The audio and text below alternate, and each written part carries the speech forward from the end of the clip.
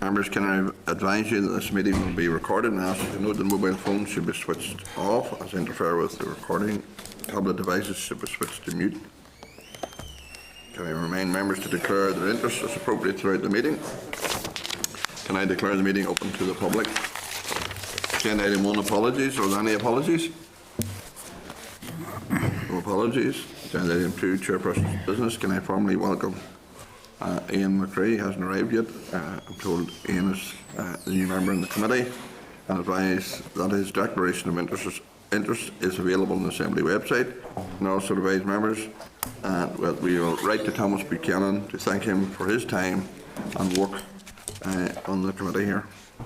Can I draw your attention to the draft programme for the North American European Union Agriculture Policy Congress in the table papers pack? The Congress will be hosted by the Ulster Farmers Union at Hilton Temple Patrick Hotel, the Country Club, County Antrim, on Thursday the 22nd and Friday the 23rd of October 2015.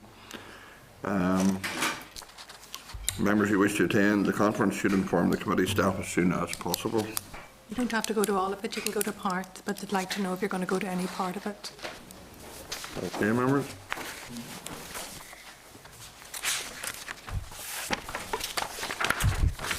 Agenda item 3, minutes of the meeting 29th of September 2015. Can I refer members to draft minutes of the meeting held on the 29th of September, pages 6 to 12. Are members content that the draft minutes are accurate? If so, I will sign.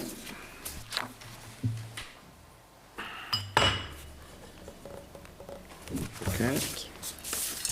Agenda item 4, matters arising. Can I refer members to matters arising at pages 16 to 39. Members content to action the matters arising as suggested on the index sheet at pages 14 to 15. Okay, members. And item 5, we have an oral briefing from AFBI 2020 strategy. I refer members to the memo from the clerk at pages 41 to 42. AFBI's 2020 strategy at pages 43 to 46, and the Minister's response at pages 47 to 49. AFBI also have a table paper which is in your table pack. Can I welcome Professor Seamus Kennedy, Dr. Sinclair Main, Mrs. Leslie Hogg, and Dr. Stanley Madole. You're very welcome to the committee, and we'd ask you to give up to 10 minutes presentation, and then we'll ask some questions.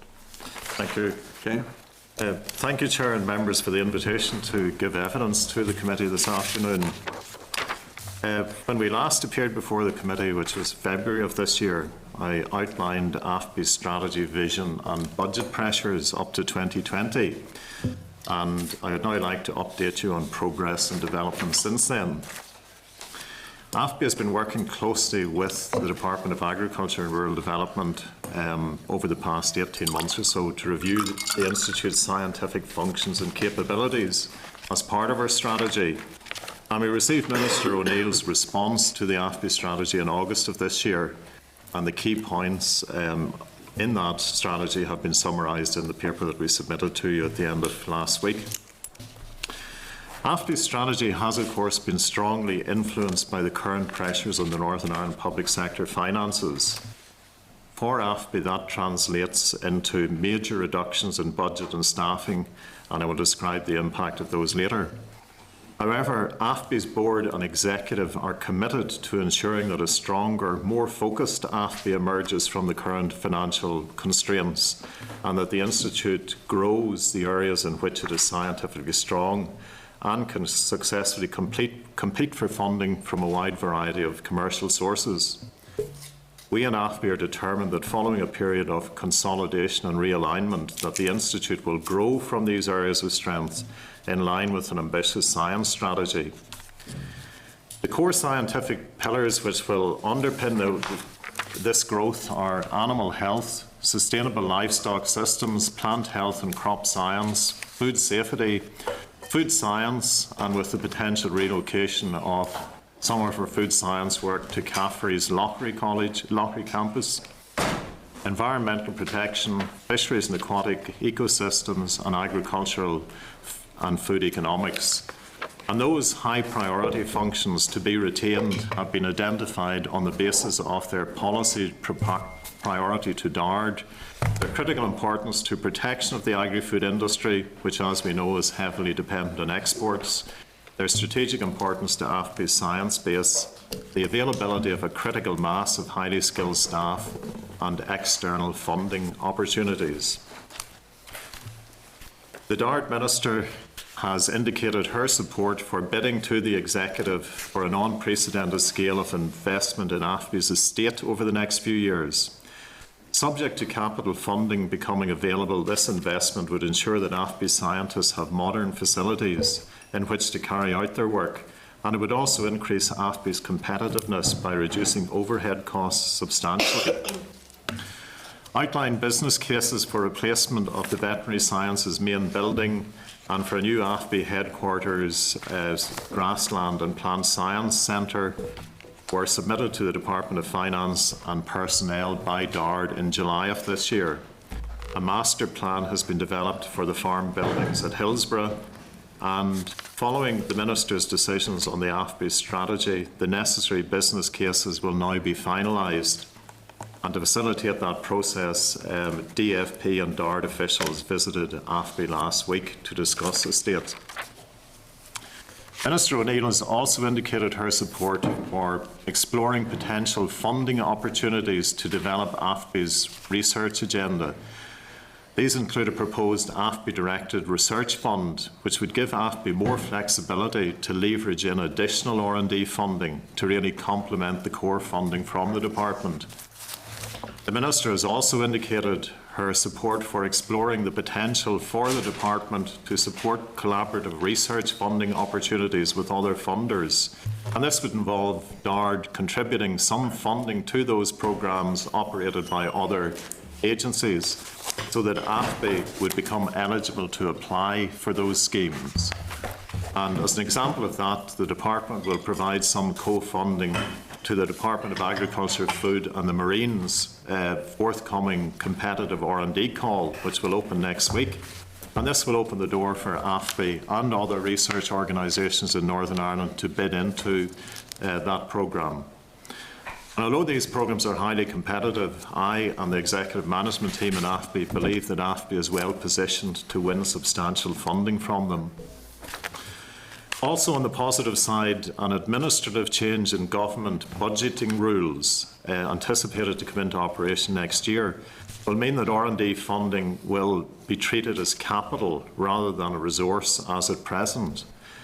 And this means as future capital funding appears to be under less threat, at the moment at least, than resource budgets, this change in accounting treatment has the potential to provide more protection to the Department's R&D budget, which it uses to fund research in AFBI.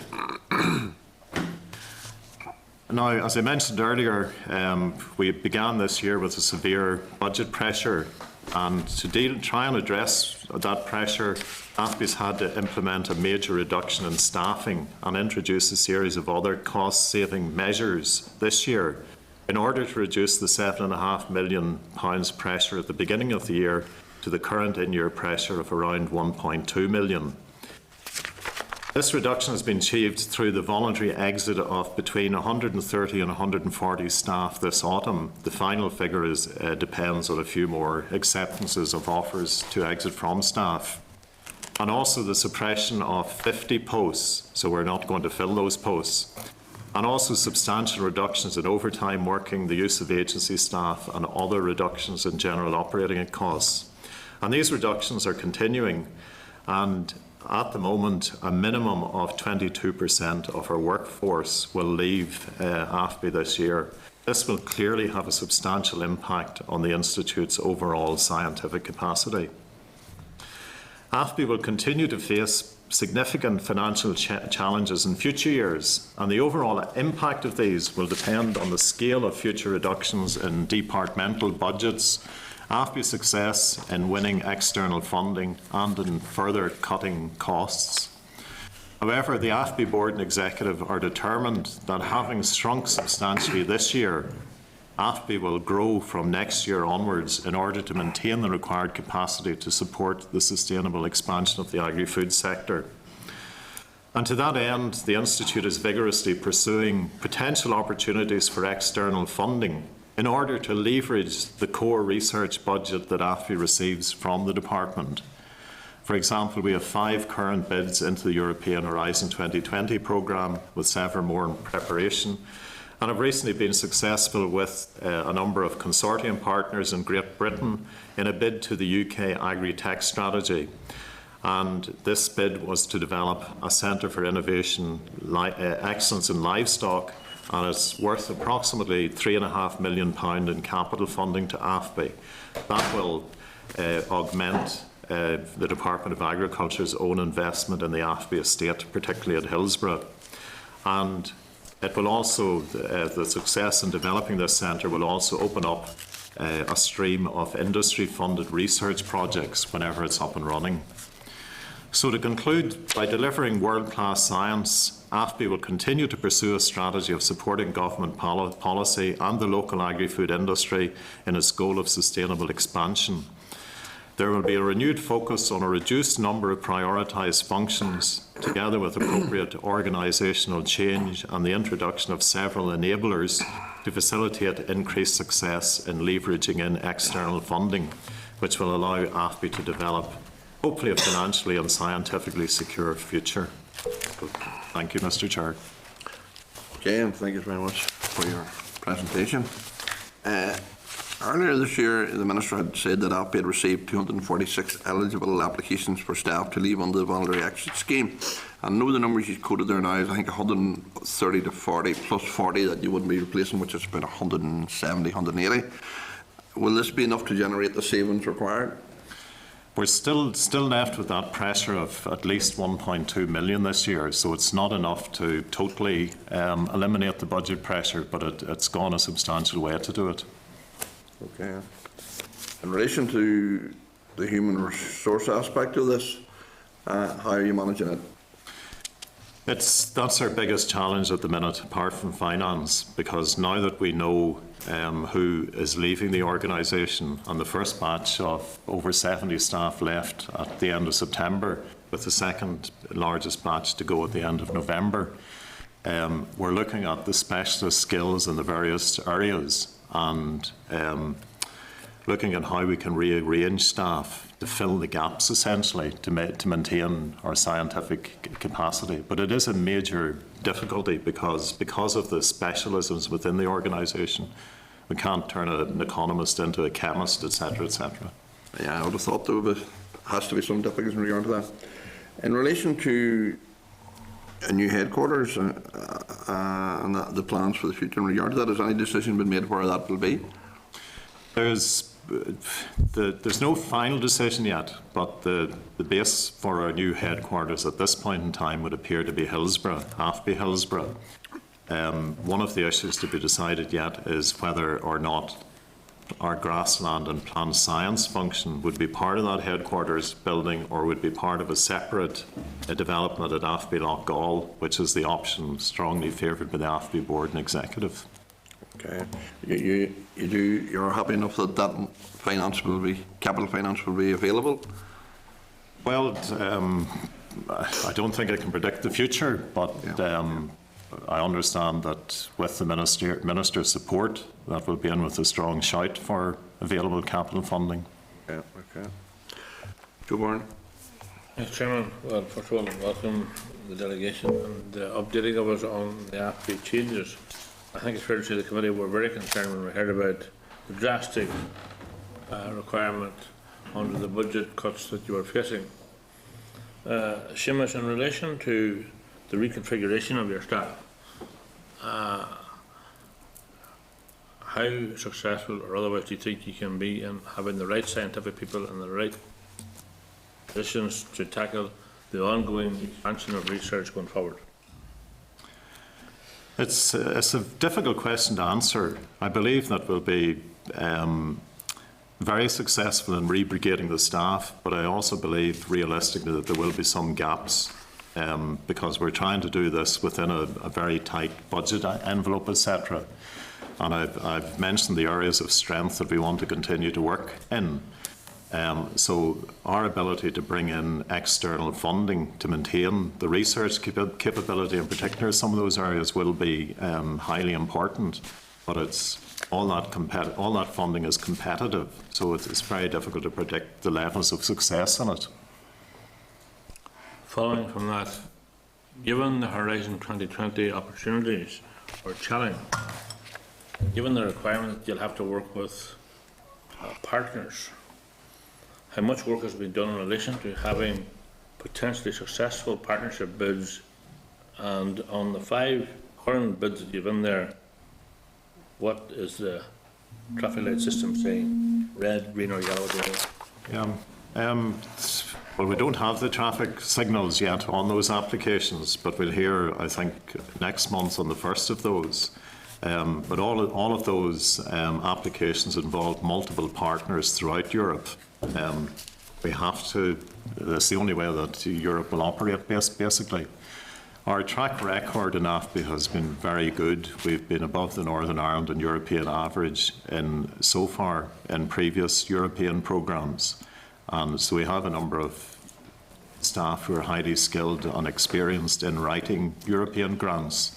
We also have the DARD-funded Northern Ireland contact person for agri-food based in AFBI, who's making a considerable help, not just to AFBI, but to the whole industry in terms of raising the game in terms of Horizon 2020 applications. Given that you're having to downsize to grow, as you've stated, what expectations do you have for this excellence in livestock project?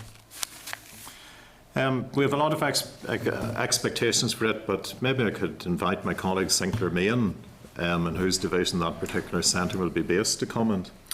Okay, thank you, Seamus. We would be very confident. This bid is already almost at the approval stage. It's part of the UK Agritech strategy, and a number of bids, in fact 7 bids, went into that programme originally, and we're now down to the 2 final bids that are likely to be funded.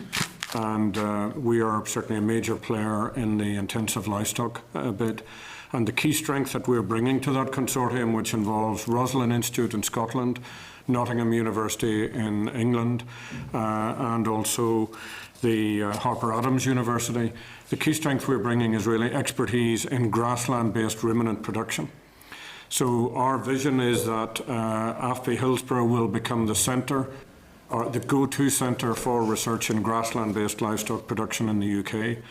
And the big attraction of this programme is not only do we get the capital funding, but we are also then basically part of the overall consortium whereby all livestock research in the UK will increasingly be organised through the CL project, which involves industry funders. And in fact, we've signed up a large number of industry funders already. And I would say that in a number of the discussions that have taken place, what has been really apparent to all of the other funding organisations in the rest of the UK is the depth of Northern Ireland support. In one teleconference recently, we had 10 key industry stakeholders from Northern Ireland companies, and there were only 5 other companies from the rest of the UK represented. So it was very clear that there's strong industry support for what Hillsborough can offer. And we have also been very favourably taken on board in terms of our links with those other key research partners. So I would be very confident. We have an excellent centre at Hillsborough, we have a good team of people there, and we have excellent industry support. Thanks so much. Can I just ask one more, just follow up? Given that there's a change in the sort of funding between what was revenue funding and to more capital funding, is that an opportunity or is that a difficulty? We believe it's more of an opportunity than a threat, simply because in the past capital funding has been more secure and more long-term than resource budgets, which tend to vary quite a bit from year to year. But there's no guarantee, obviously, and a lot will depend on the overall financial position of Northern Ireland. But we believe at this point in time that it represents more of an opportunity than a threat. Thanks, John. Okay, Joanne Dobson. Thanks, Chair. Can I also thank you for your briefing? When we met some time ago, I think, Seamus, you said it was February, you were last presented to the committee, I raised the potential with you for increasing your revenue from non-DARD streams.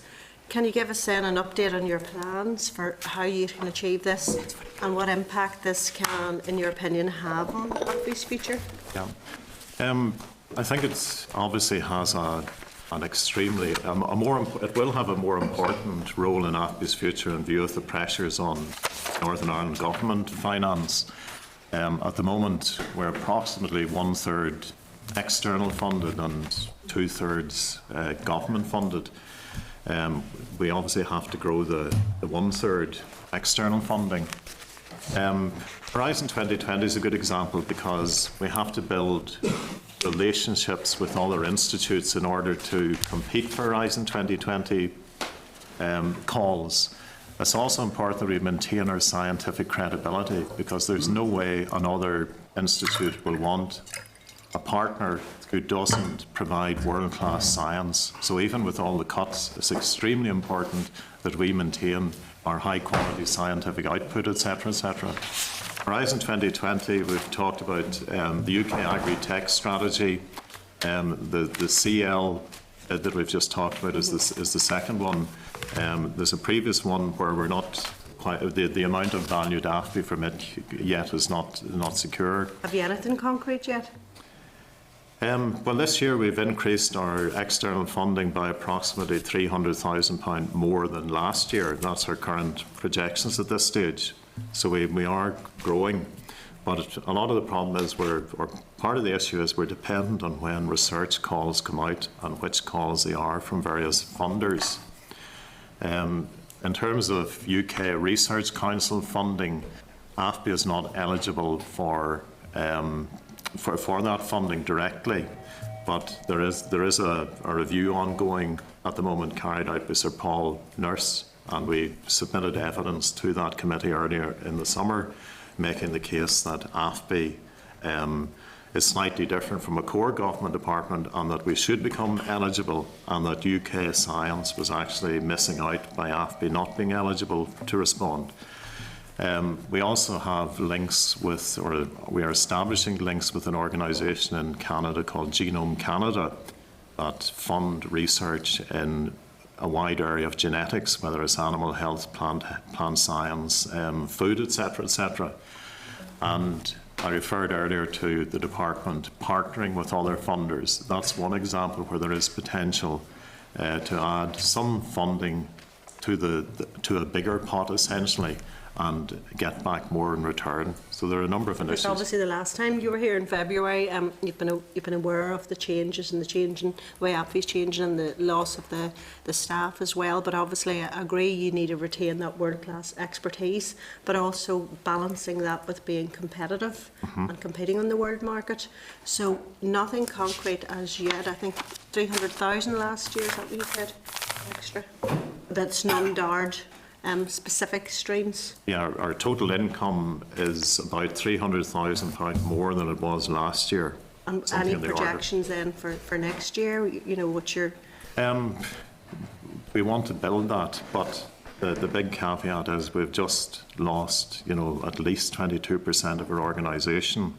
So we have to really, as we were discussing earlier, rebrigade our staff to those areas of strength and really then start again in terms of our strategy for next year in terms of building income. Back essentially to the start with the reductions in the staff, you're back to building that again from the start. We're building that, but the European applications that we have in at the moment, they will all kick in next year, at least if they're successful. So they're not, because of the lag period in research, they would kick in next year. Yeah, it's perhaps worth adding we are building strategic alliances in Europe in relation to our EU bids. For example, just recently we had a visit from Banat University in Romania. And, they're not in place before, Sinclair? Are those new then? That's a new relationship. In fact, we signed an MOU just last week. We're also developing links with Poland in terms of meat eating quality. And those links are particularly important because former Eastern European countries are really essential to include in any Horizon 2020 proposal.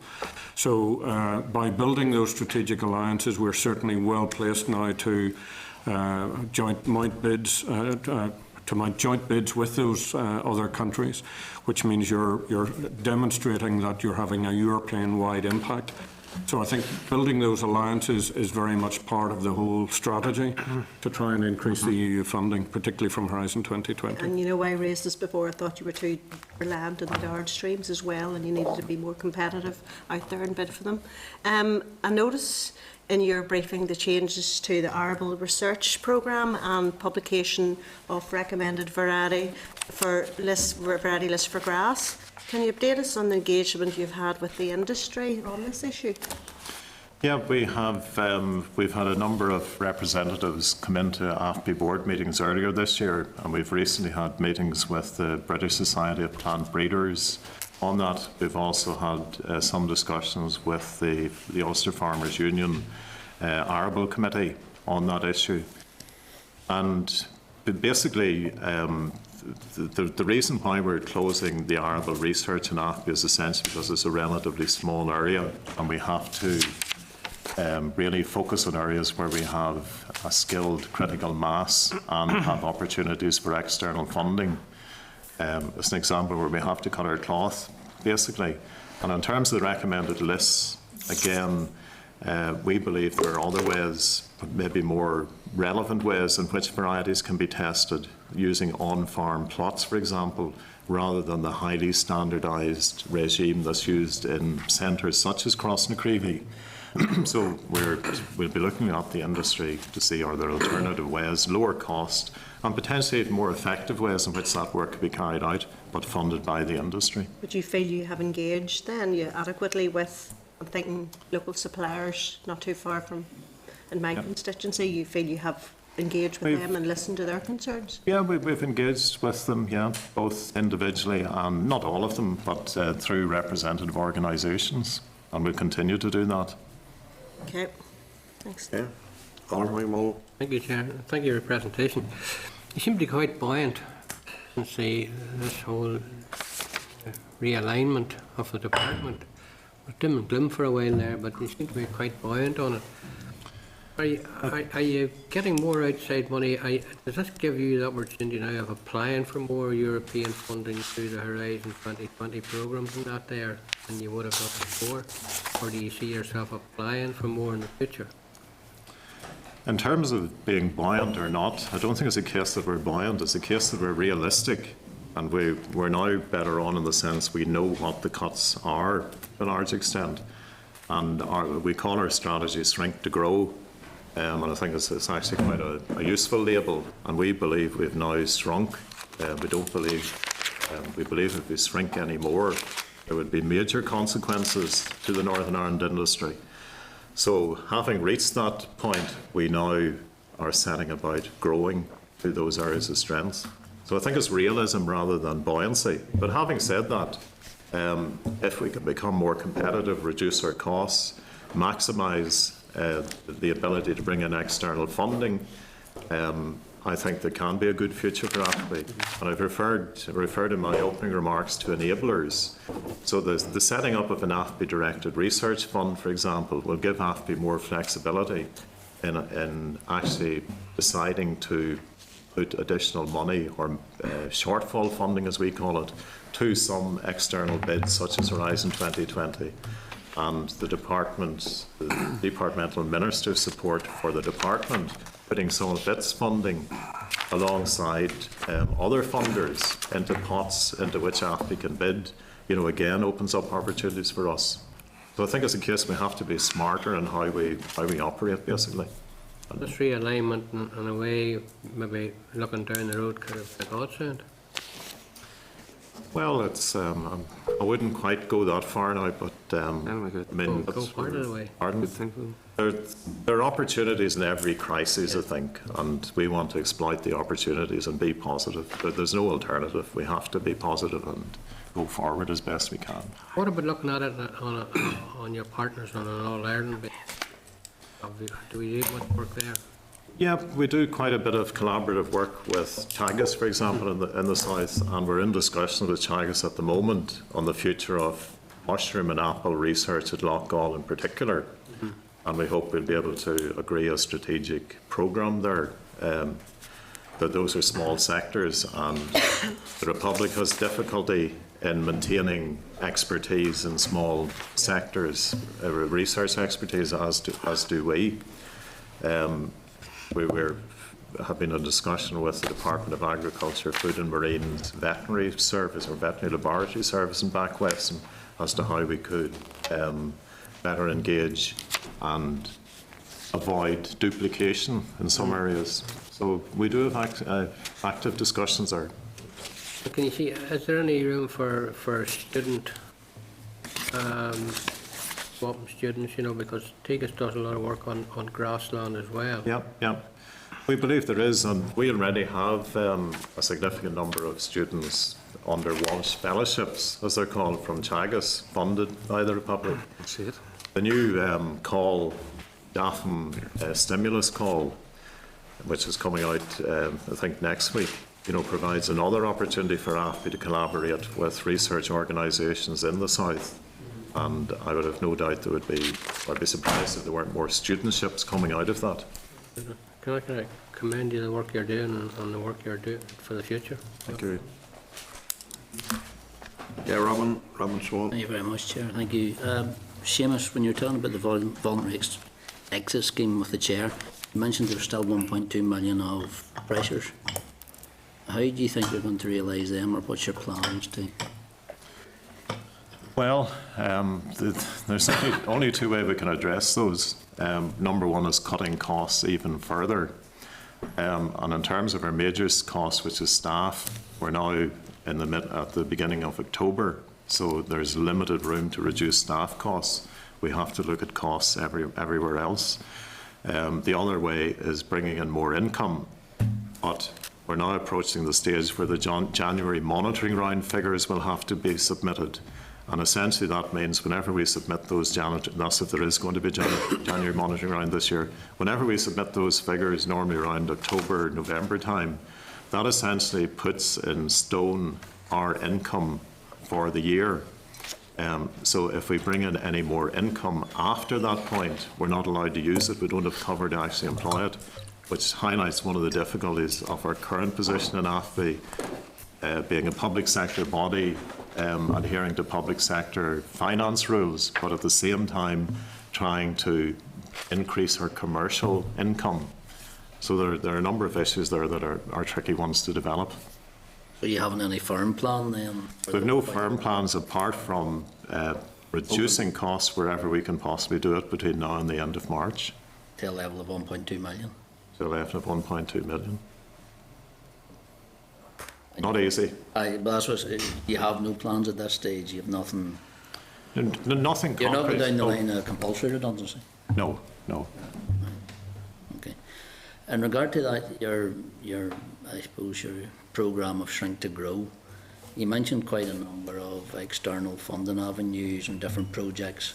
How quickly can you grow again if they come up? It will take time to grow again, but you know, now that we have clarity on which functions we're going to continue to be active in, that allows us to plan more accurately for the areas in which we're going to grow. It depends. It's the commercial world, basically. We're dependent on when the European Union, for example, puts out calls for research bids in particular areas, when commercial companies in Northern Ireland and elsewhere, when they want R&D work done. Another opportunity which actually we didn't mention was the recent setting up of the Invest ANI Agri-Food Competence Centre, which will be open for research calls later this month. AFBI with Queen's University and the University of Ulster is a partner in that consortium with a number of commercial companies. And again, that's an opportunity for AFBI to win more funding through that room. Would you be bidding to yourself in that? No, we'd be bidding to the consortium, basically. Which you're part of? Yeah, but we're a research partner. We won't be. It'd be very nice if we could say, yeah, we'd approve our applications. No, it would be the management board of the Competence Centre, which doesn't include AFBI, would decide which bids would be funded. Okay, thanks, Chair. Okay. Sidney Anderson. Thank you, Chair, and thank you for your presentation. Can I just go back as well to external funding, Amos?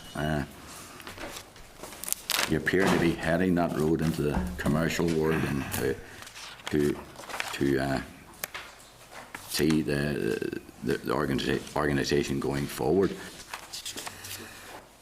Really, you know, it's a bit of the unknown, isn't it? In the sense that as you go forward, you'd hope you would be in there bidding for different projects going forward. But how can you be anyway secure and sure of going forward that things will be as good, if not better, than what they are at present?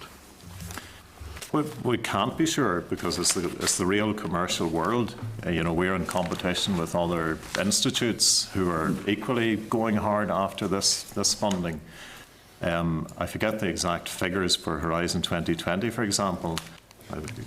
Maybe some of my colleagues can remember. 10%. 10% success. So it's a huge investment in time because these applications are labour intensive for a 10% return. Now, that's across Europe, the 10% rate so far. AFBI has actually been a little bit more successful than that so far. But, I mean, you're absolutely right. Nothing is guaranteed here. But that's how the research world operates, basically. Without being downbeat about this, but you talked about capital against revenue there.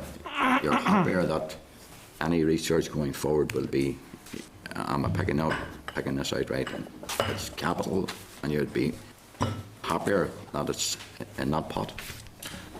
I think so. We're happier, you know, on the basis of balance of probabilities, but it's outside our control anyway, to put it another way, because it's a UK government directive change, and it will happen whether we like it or not, and we happen to think it does present an opportunity.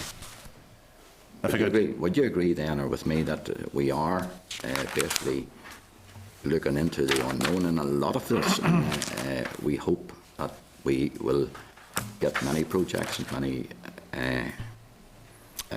research operations going forward. But, you know, I still worry about in this way that we are being pushed down this line now where we're going more now to be competitive in the commercial world, and it's something we're going to have to start competing a lot more stronger than what we have been doing at present. Is there much more we can do going into the future than what we're saying we have been doing or are presently doing?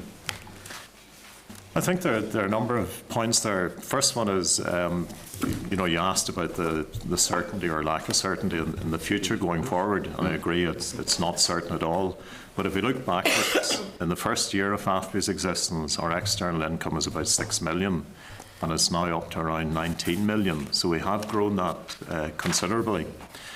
In terms of how we can do things better, I think there are a number of points that are important. That AFBI-directed research fund, which is simply, would be, if it's approved by DFP and the Department of Agriculture, would be carving up an amount of our existing grant and aid, which would be at AFBI's discretion to use to provide shortfall funding for European projects that we believe we would be successful in, etc. So that there's a degree of working smarter there to maximise the opportunity. And another important enabler is when the department takes some of its R&D funding, puts it into a bigger pot with other providers, which opened the door for us, AFBI, and other research institutes in Northern Ireland to win additional funding. Now, again, there's nothing guaranteed or at all about that, but we believe that with the skills of our scientists that we will be able to win back more than the department actually puts in. But it's the nature of how research works in the research world, basically. You tell us you're going to lose a minimum of 22% of the organisation. Is there a maximum? Well, the minimum is based on the number of staff who have accepted offers to go at this stage. And as of a few days ago, it was 133, I think, with 10 more people undecided, or almost 10 undecided.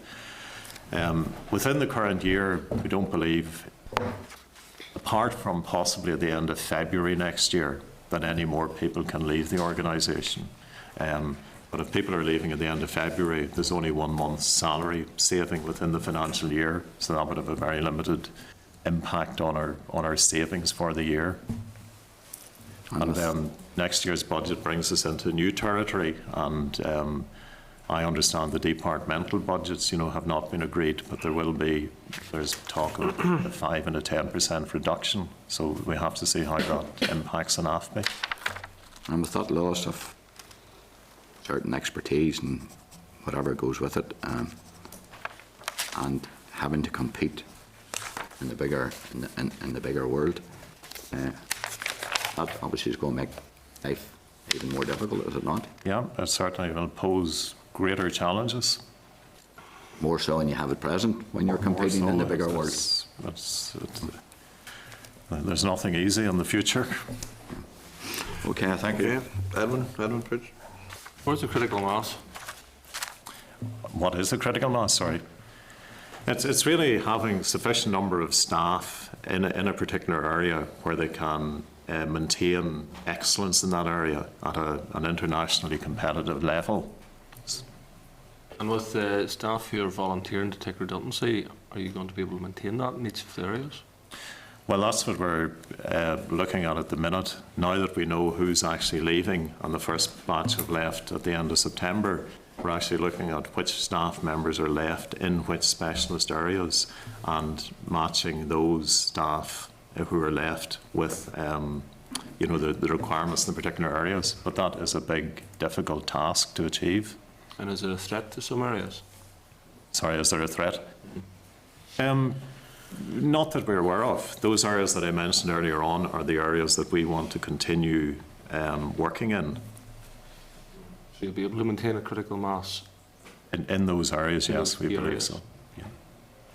But it's highly dependent on our ability to win this external funding, as well as the future funding, core funding from the department. Mm-hmm. And moving forward, how do you intend to engage with the Northern Ireland agricultural community to ensure that the sort of work that you're doing is something which is of local benefit, and you aren't just a scientific institute which carries out worldwide work which is based in Northern Ireland? Yeah. Well, we'll want to continue to engage with the industry and increase our engagement with the industry, on a one-to-one basis, but also through a more formal engagement process. And we've had some discussions with the department about possible ways of increasing that engagement recently. Mm-hmm. One of the areas that, obviously we've been looking at is the crisis in the dairy sector. And over the course of the last number of years, dairy farmers have taken a route which seems to be at maximising the output. So litres turns into pounds. I think with how things are currently panning out, a lot of them are reflecting whether that is actually the right way, because they're not necessarily producing milk at the lowest cost. They're maximising their profit from volume, which is fine whenever milk 30 pence a litre, but when it's 20 pence a litre or less, they're in the opposite predicament.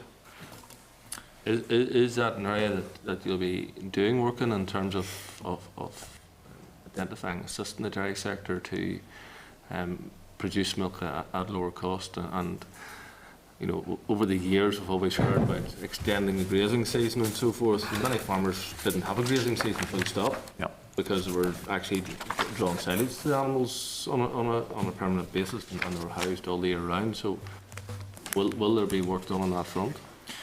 The whole dairy sector is an area where we certainly want to help the industry as much as possible. About a year ago we organised a dairy conference, and some of those points you've just mentioned were raised.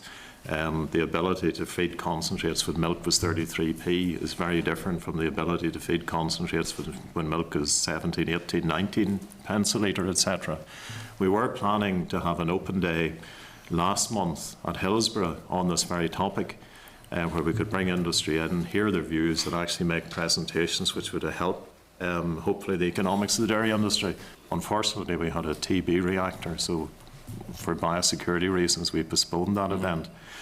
But if I could ask Sinclair, who's our main expert in dairying, just to comment further on your question.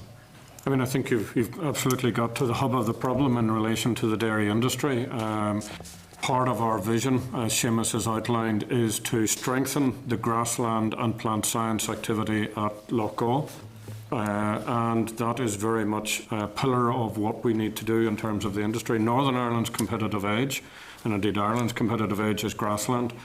And we need to refocus on breeding varieties that suit. We have a very strong grass breeding programme at Loughgall, as you know, and we have world-class examples of those varieties being used right across Netherlands, France and elsewhere. But we also need to harness that right through the production cycle.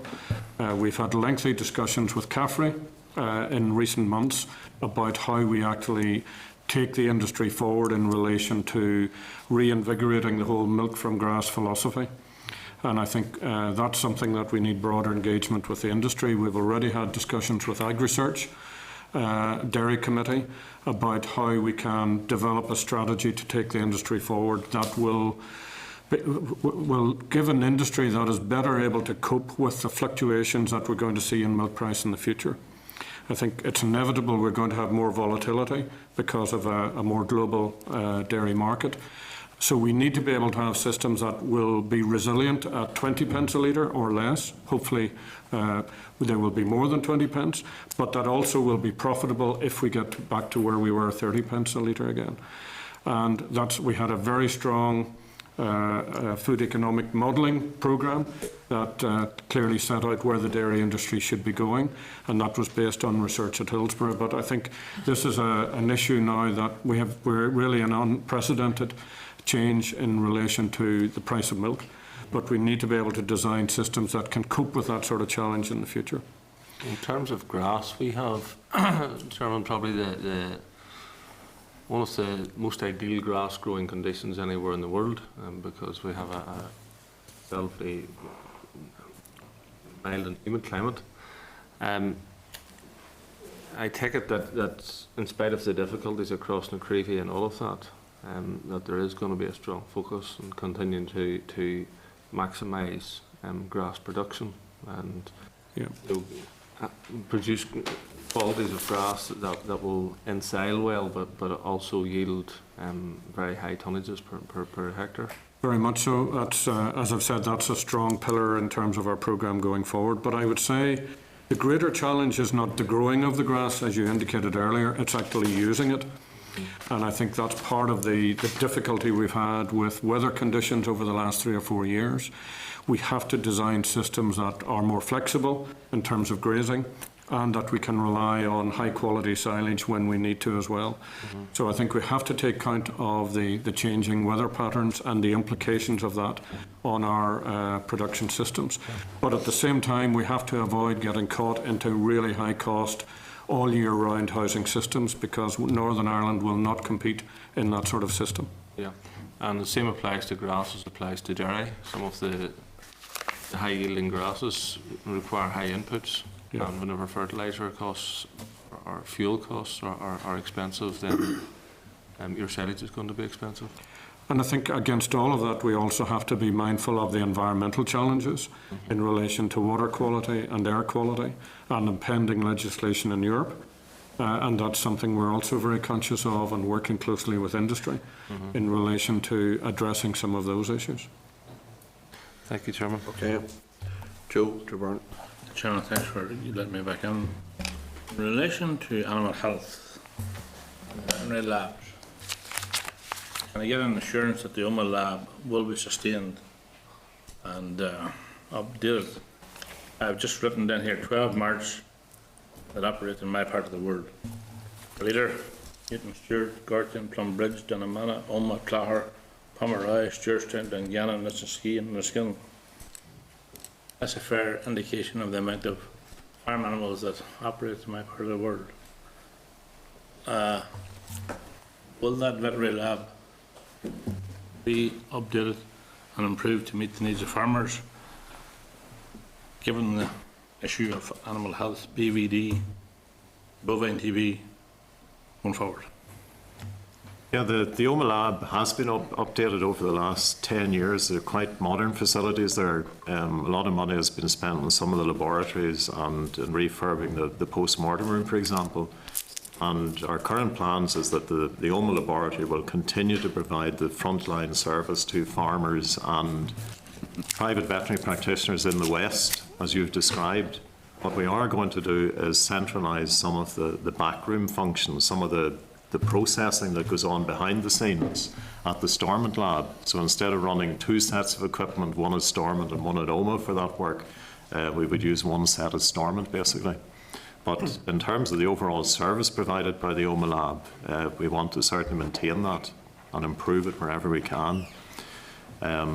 We will be setting up a users group with the industry shortly, specifically around animal disease surveillance, to take the views of the industry as to how we can improve that service overall. So Seamus, can I take it then that no farmer would be expected to load up a trailer, put a dead animal on it and take it to Belfast for a PI? No, not unless he wants to come to Belfast or he lives over in this part of the world. Okay, thanks, John. Okay. Oliver McVaughn. Yes, thanks, President Chair. Senator, listen to what you've said. Are we looking at a major or change in farming practices for the future? For instance, you talk about milk there and the volatility of what's happened now going into the future. And what role would genetics play in all of that there? Because there's no talk of that at all yet. Yeah, well, I mean, genetics is a key role to play, and Hillsborough for many years, as part of the AFBI programme, has been looking at the whole breeds for the future. We've been looking at crossbreeding. We've been looking at alternative breeds in terms of the Norwegian programme that was established a number of years ago, and similar work is going on elsewhere. But I think everyone now accepts that the dairy cow, for the type of weather conditions we have here, needs to be much more robust. Too much emphasis over the last 15 years has been on breeding for milk output. And with that, the cost has been poorer animal welfare and poor fertility and increased susceptibility to disease. So what we're now looking for is a much broader breeding index. We're looking for animals that are productive, but at the same time can get back in calf again and can cope with more challenging conditions than the extreme North American Holstein. So yes, we certainly need to look at much more robust cow. There was a major EU programme, in fact just completed, called Robust Milk, which was about designing more robust animals for the future. And I think the changes we've seen in global milk prices over the last 18 months absolutely hammers home the fact that we need to design animals that can cope with different types of feeding conditions. And we already have a huge diversity in Northern Ireland of production systems. We have producers operating New Zealand type systems on the one hand, right through to full housing at the other end. We are certainly working closely with CAFRE to try and take the industry forward in terms of saying what is the ideal system for the future. And genetics will be part of that, not just the animal genetics, but the plant genetics, as we've already talked about, the feeding system and the whole package really to produce a profitable system. And at the present system, is it sustainable? Practice that we have at the minute, maybe that's a leading question, but I think in fairness, no system is sustainable at 18 pence. That's the reality. yeah. I don't think there's any system globally that is sustainable at the current milk price. But I don't think the current milk price is sustainable longer term either. I think there's a short-term supply-demand imbalance and a number of global factors that have led to the very depressed milk price at the moment. And I think a more realistic milk price going forward will give a much more, if you like, profitable future for dairy farmers in Northern Ireland. So in terms of the profitability of dairying in Northern Ireland, I absolutely believe there is a future, but that will be dependent on producing quality products and also an increase in the global milk market. And just very quickly, the last thing is, do we have a time frame to work towards? Obviously, that's fine what we're saying, but should we be working towards a time frame when we'd see some of this rolling out, the evidence of this to roll out? Well, I mean, the rollout of evidence is an ongoing programme. We're working also very closely with the Agri-Food Strategy Board.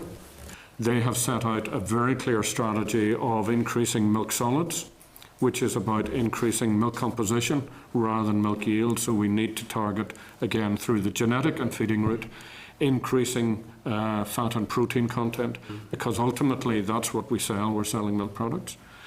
We also have the Agri-Food Strategy Board initiative on genetic progress in Northern Ireland, and I understand that they have commissioned a major international report, and the outcome of that should be published, I think, in the very near future, which will again chart the way forward in terms of genetics.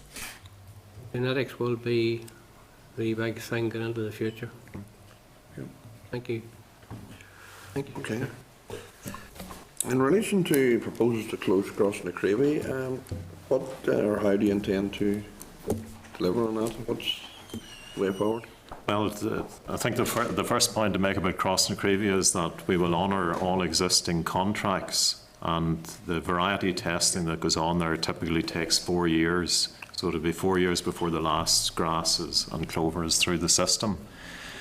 We're in discussions with the industry, and in fact there'll be a visit from the British Society of Plant Breeders next week, at which Sinclair will make a presentation to discuss our options for continuing some of that work that's funded by the industry, basically. And we're particularly interested in developing a plan to transfer some of that work to AFBI Loughgall. So we're engaging with the industry along those lines, and we're also doing some preparations internally as to how we can manage I suppose the rundown or the cessation of work at Crossing the Cravey. In terms of the arable research, we're in discussions with the department and also with Teagasc and the Republic about how potentially arable growers in Northern Ireland could continue to receive the results of research programmes, and how CAFRE would be supplied with those results for their knowledge and technology transfer programme. And again, I'm not sure if Sinclair would have any more detail to add on that in terms of the arable research and technology transfer. We're certainly looking at that at the moment in terms of being able to provide an evidence base for the industry. We know that Teagasc have a very significant programme of arable research in the south, and we may be able to link into that by having trials conducted here in Northern Ireland, which will feed into the Teagasc programme, and that we can look at how those trials, the impact of those trials in Northern Ireland, and have local information that's tailored to our conditions. So that's certainly an option that we're considering in relation to that specific area. Okay, thank you once again for your presentation, and it's good to have you. And, thank you very much. We all recognise the importance of research and development, and wish you well in the days ahead. Thank you. It's vital to our industry.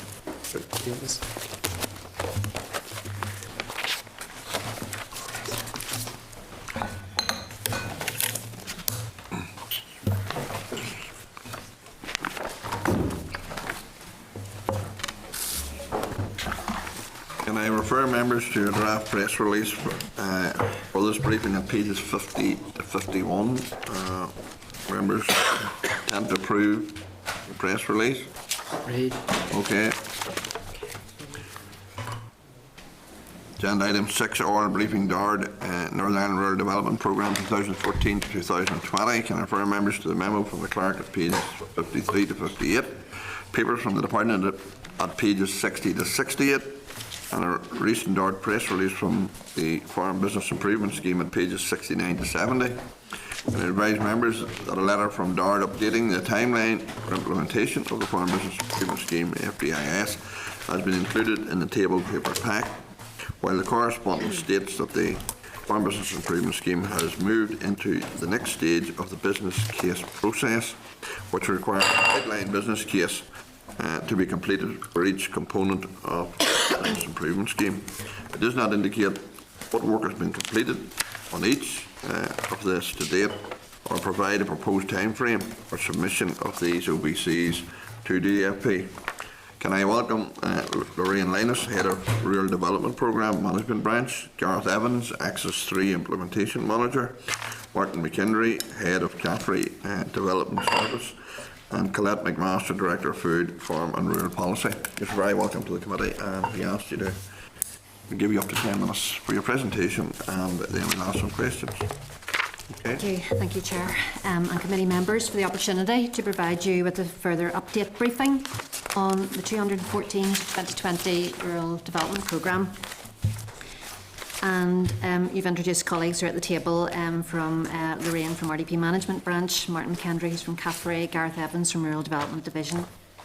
We have a colleague, additional colleague, Brian Irvine from Environmental Policy Branch here available to be called forward as appropriate if you'd like to ask particular questions during the session. Officials last briefed the committee on the development of the new RDP on the 21st of April, setting out the European Commission's formal observations on the programme that we had submitted. The Commission's letter made a total of 315 observations or recommendations, and officials worked intensively with the Commission to resolve these issues. This led to formal programme approval of our RDP by Commissioner Hogan on the 25th of August. The document that we provided to the committee before today's meeting summarises the RDP strategy that has been selected to address the particular needs that have been identified in Northern Ireland. It also summarises the support available within the programme for each of the 6 EU priorities for rural development. The high-level key targets for each priority are also outlined in the document. The full programme and its associated documents are available on the DARD website, and these are substantial documents that total 1,022 pages. I'd like to draw the committee's attention to a number of points in relation to the Farm Business Improvement Scheme, organic farming support and ANC. We've signposted in the document under priorities 2 and 3 the package of schemes that form the Farm Business Improvement Scheme. In response to the Commission's observations in relation to organic farming, the final RDP includes support for conversion to and continued management of organic farming methods. In addition, as the committee is aware, the Department sought applications to the 2016 ANC scheme at risk as part of the single application form process, which closed on the 15th of May. That Areas of Natural Constraint scheme has now been approved within the new RDP. Achieving formal EU approval for the RDP in July this year, and also obtaining the Executive's agreement in June 2014 for the outlined budget of £623 million, which includes up to £250 million funding for the Farm Business Improvement Scheme, were 2 significant milestones for the programme. In parallel with gaining the formal EU programme approval, officials have been working to obtain the necessary business case approvals to develop the schemes and design the delivery processes. The next significant milestone is the launch of the new RDP, which is happening this autumn, with the opening of the first phase of 2 major programmes, the LEADER programme and the Farm Business Improvement Scheme. The first phase of the LEADER programme is now already underway, and the first phase of the Farm Business Improvement Scheme is expected to open shortly with the establishment of business development groups for farmers. Under the first phase of the LEADER programme, the 10 new local action groups, LAGs, have been asked to develop and submit an interim rural development strategy. These local area strategies are being drawn up in conjunction with the council community plans and in consultation with the local community, who are being asked about the priorities for funding within their areas.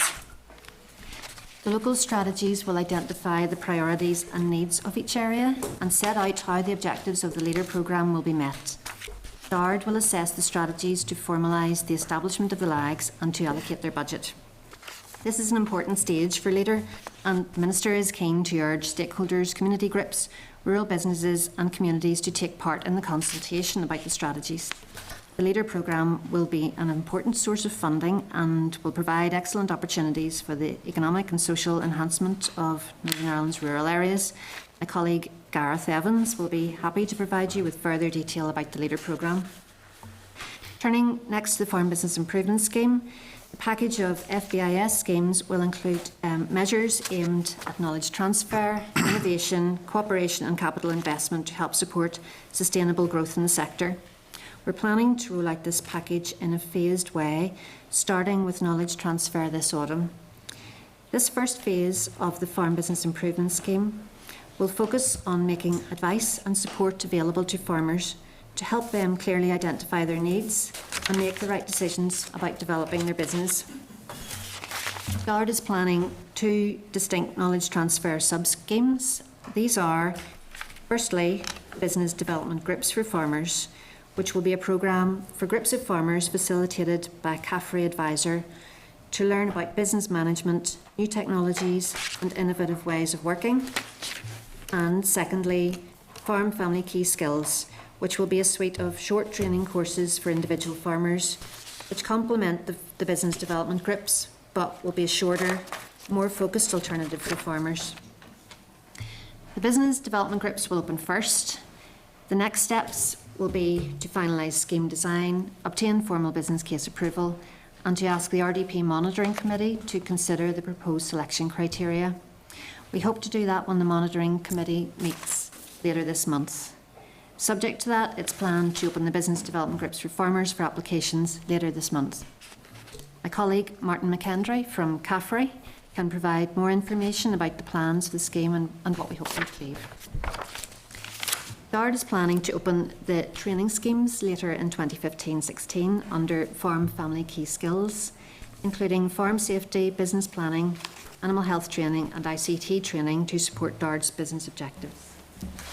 This is a challenging time for the industry, and by launching the knowledge transfer measures first, we aim to help farmers to think carefully about their farm and income and to acquire the tools that will help them make the right decisions about their business now and in the future before they decide to take on additional financial commitments. The other Farm Business Improvement Scheme sub-schemes will follow in a coordinated manner, including the proposed capital programme that is planned for next year. GARD would like to offer a presentation to the committee about the details of the schemes once they're launched, if the committee would find that helpful, including selection criteria, methods of delivery and administration costs. In addition, subject to business case approval, the first forestry schemes are planned to open this autumn in readiness for the 2015-16 tree planting session or season. The Environmental Farming Scheme is the new Agri-Environment Scheme, and the EFS is scheduled to open next summer with a programme of awareness training to take place from May 2016 prior to the scheme opening for applications. This will assist farmers to understand the scheme and its requirements and help to ensure the right choice of scheme options are selected, as well as reducing the risk of non-compliance. Opening of the EFS will be subject to IT systems and the necessary business case approval being in place.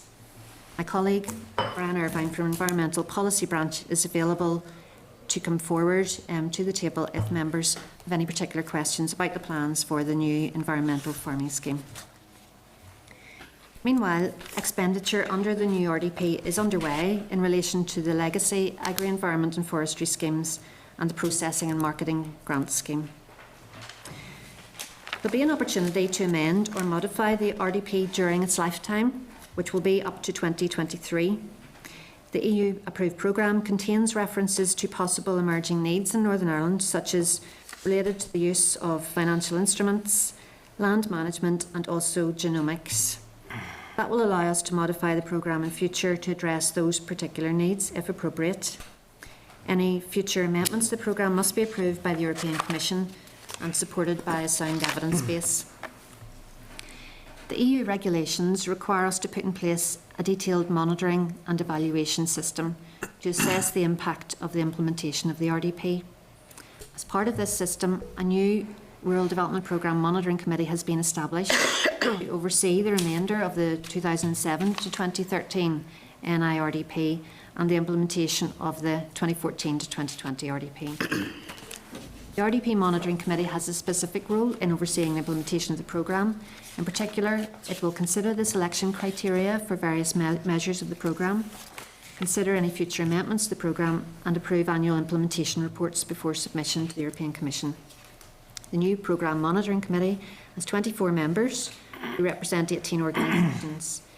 In relation to the 3 EU objectives of the programme, 7 of the members represent competitiveness, 5 members represent the environment, and 6 members represent broader rural development.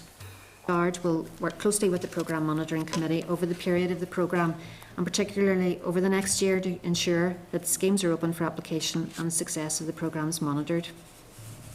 Thank you. That's all I want to say at this point. So we're happy to take questions or provide further clarification. Okay, and thank you very much for your presentation. In relation to the Farm Business Improvement Scheme, that requires DFP approval. I understand that an outline business case has been submitted to DFP. When do you expect to get that approval, or have you any concerns in regard to that? Yeah, we really started on the Farm Business Improvement Scheme. We started off with a strategic outline case for the whole, the package as a whole. Okay. And we had approval of that in April. And following that, then we've been working on 4 separate outline business cases and for the Farm Business Improvement schemes. One of those? Yeah. One of those is the knowledge transfer. Okay. Another one is cooperation. Another one is innovation and technology advancement, and then another one is capital investment. So there are 4 separate OBCs covering all the strands of the Farm Business Improvement Scheme. Our plans are to roll out the Farm Business Improvement Scheme in a phased way, starting with the knowledge transfer schemes, and that is the first outline business case that for which we're hoping to get approval shortly. So we're at the final stages, hopefully, of that. Subject to that being achieved, then we're planning to open the first phase of the knowledge transfer measures later this month. It said there'll be two sub-schemes, I suppose, the business development groups, and then a package of training schemes. Is the Department of Sales going to deliver the scheme, or is it going to be an outside organisation that does it? Well, for the Farm Business Improvement Scheme as a whole, there's likely to be a combination of delivery from within DARD and delivery from external providers. The main scheme providers. itself, the 183 million, the big scheme, for instance? Well, the capital scheme. Yeah. There's a whole part of the delivery options are all being tested in the business cases, and so the various options, and which is the best value for money and the best use of resource from within DARD, or the best use of resource if we were to bring in delivery. So there are a range of options that are being tested as part of the business cases. And what you're saying is the decision hasn't been made as yet? Final decision's not yet made on the delivery of the capital scheme. But the sort of the issues that will be taken into account are the sort of value for money and the best use of resource and so on for delivery of that package. And I presume the cost of delivery has to be taken out of these amounts of money that's here? Well, there's a range. There's different aspects of the delivery costs. There is a technical assistance allocation that sits within the RDP, and so part of costs will come from that. The EU allows for a maximum of 4% of EU funds to be spent on technical assistance. And for example, in the current programme, technical assistance was mostly used to fund Axis 1 delivery agent.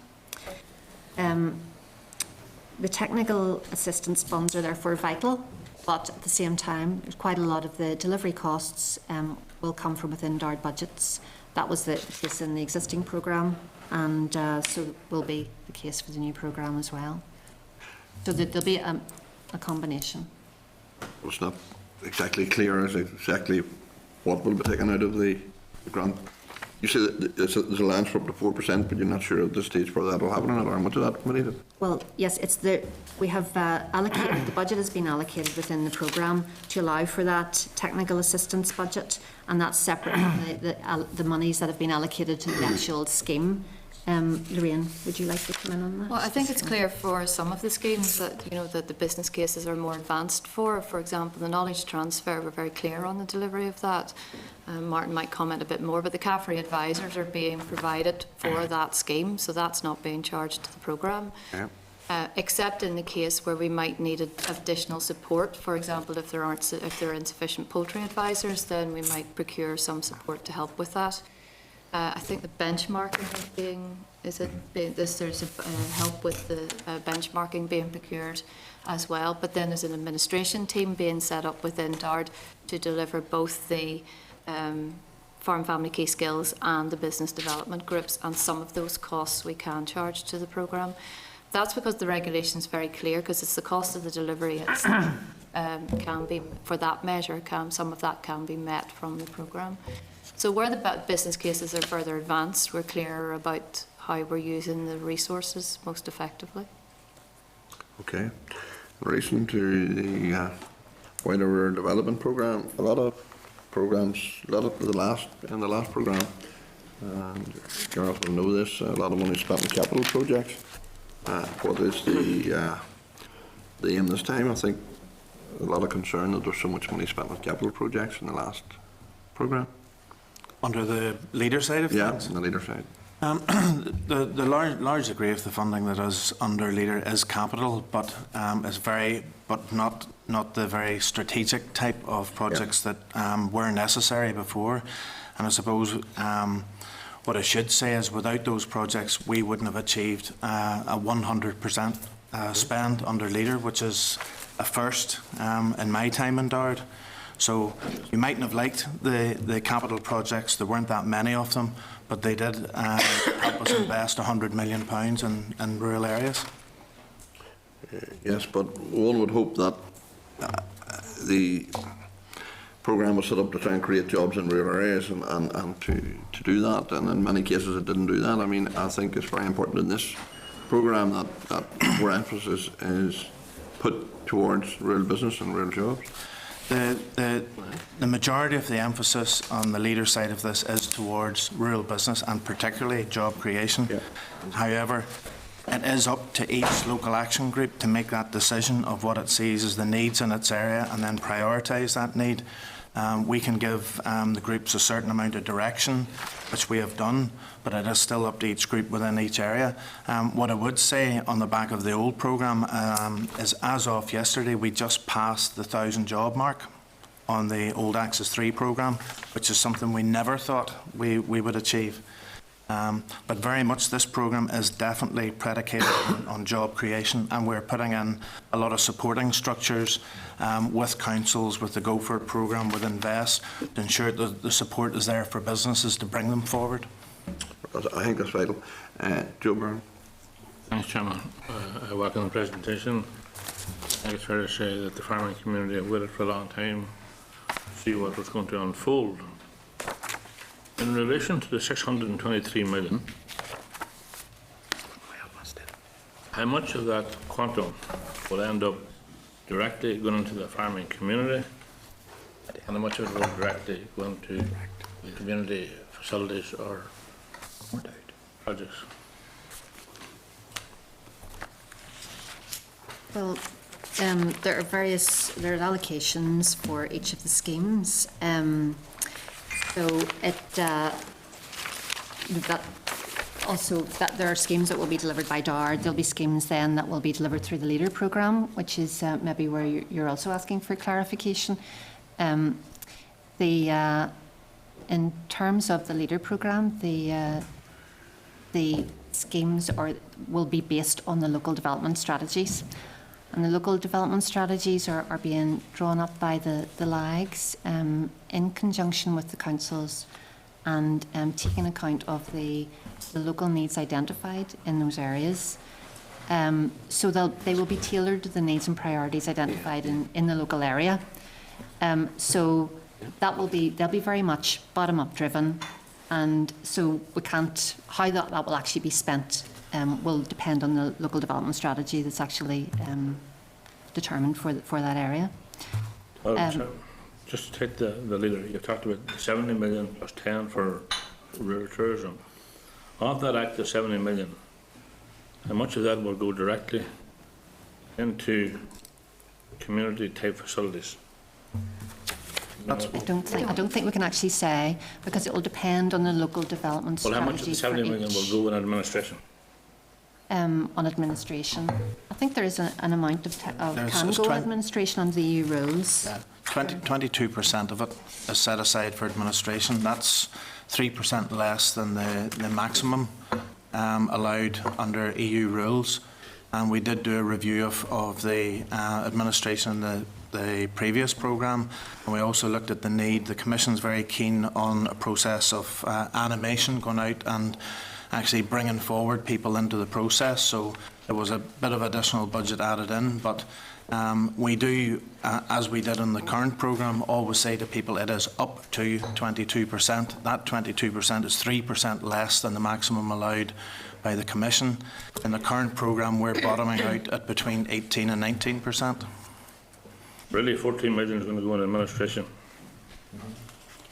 But of the 10 million for rural tourism, is that earmarked towards private tourist projects that farmers or individuals in the rural community might want to provide tourist facilities, or is it going to the community-related sector?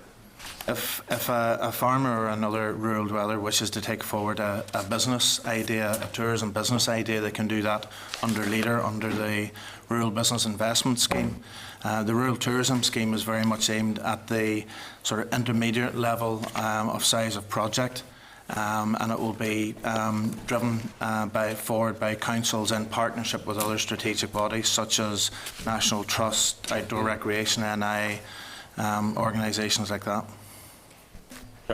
On the business development groups for the FBAS, will they have to be set up first before an individual farmer can make access through that mechanism for some sort of a capital project on his farm? I'll maybe ask Martin to comment on that as well.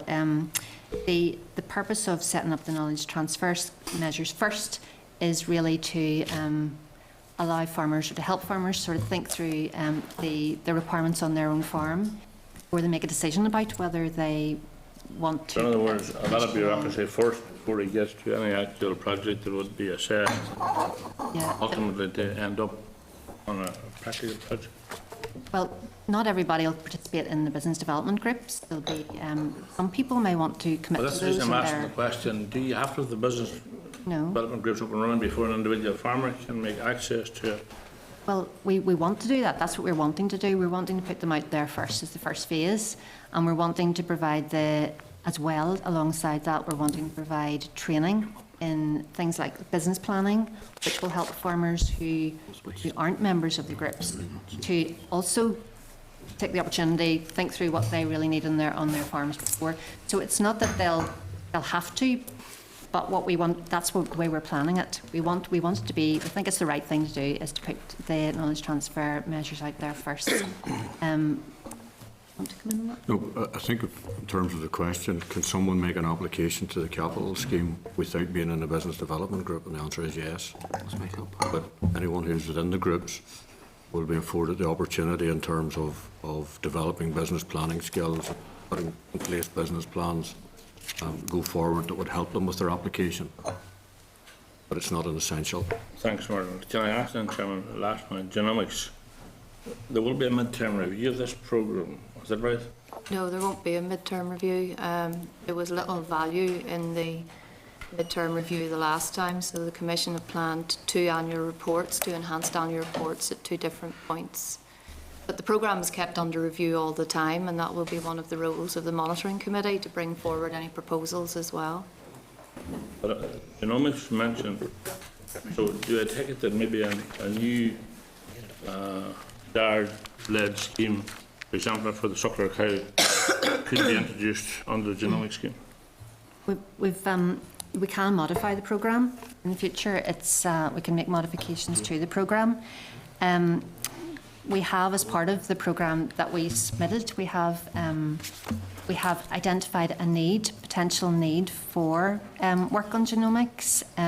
So there's a book there that we could use if there's evidence that we do need to include an additional scheme in the future. When we come to do that, when we make any modification or add anything new to the programme, then we'd have to look at, because we're working within the existing programme budget, so it would be looking at, if we're going to bring something new into the programme, what do we change about the way the programme is currently approved, and how we could reallocate funding and so on. So but it is possible to make a modification and introduce a new scheme if that's the decision that's made based on evidence as we go along. Yeah. Thanks, Chairman. I'm trying to see my way through the fog. It's not easy. Declan McAleer. Thank you, Chair. In relation to the business development groups, and you answered one of the questions I was going to ask to Joe there. Would you be, does DART have plans to bring them out into local areas? You know, you said earlier on be facilitated by CAFRE advisors. Now, would they be looking at the possibility of bringing them out into more localised areas to facilitate farmers living in quite dispersed rural areas who maybe mightn't be in a position to access a local CAFRE college? Okay. The groups, what's planned is that there will be local groups based within the local areas, and there will be sector based. There will be dairying groups, beef groups, sheep groups, etc. And there will be an application process to the scheme, but the groups will be very much local. There will be minimal delivery at any of the campuses. This will be delivered on farm on participating farmers that are within the groups. It's the whole idea around peer learning and learning from each other. So it will use the resources that they have and the farms that they have, and they will host the visits rather than bringing them to the campuses. So beyond farms, very much so on farms. Now, during the course of the sort of review we've been doing recently into regulation, and we're hearing some evidence, some of the things that crops up relating to other schemes, for example, was sometimes the communication could be improved between DARD and the farmers. What steps will you be taking to ensure the farmers, are aware of this here and will know how to apply and where to apply for this, the business development groups? Well, at the minute we're working on a very strong communication plan in terms of getting it out through the groups, through the farming organisations that are there. We've consulted quite widely across UFU, NIAPA, and so we will be already sort of informed that this is on its way. Part of that will be online, it will be in the press, it will be out through advisors, it will be out through other organisations and other supplies to farmers out there. So we will use the radio. We'll use quite a comprehensive method of communicating.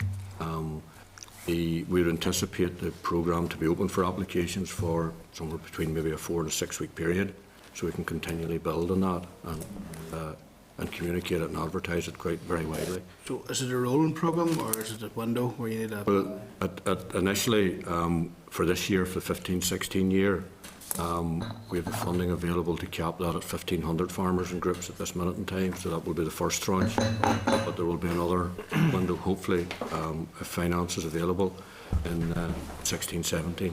But at this minute in time, we're capped at a number of about 1,500 groups. 1,500 farmers, sorry. 1,500 farmers. But we would hope to widen that out. The target within the business case is to get that to 3,000. Just fine if you just ask for indulgence for 1 second.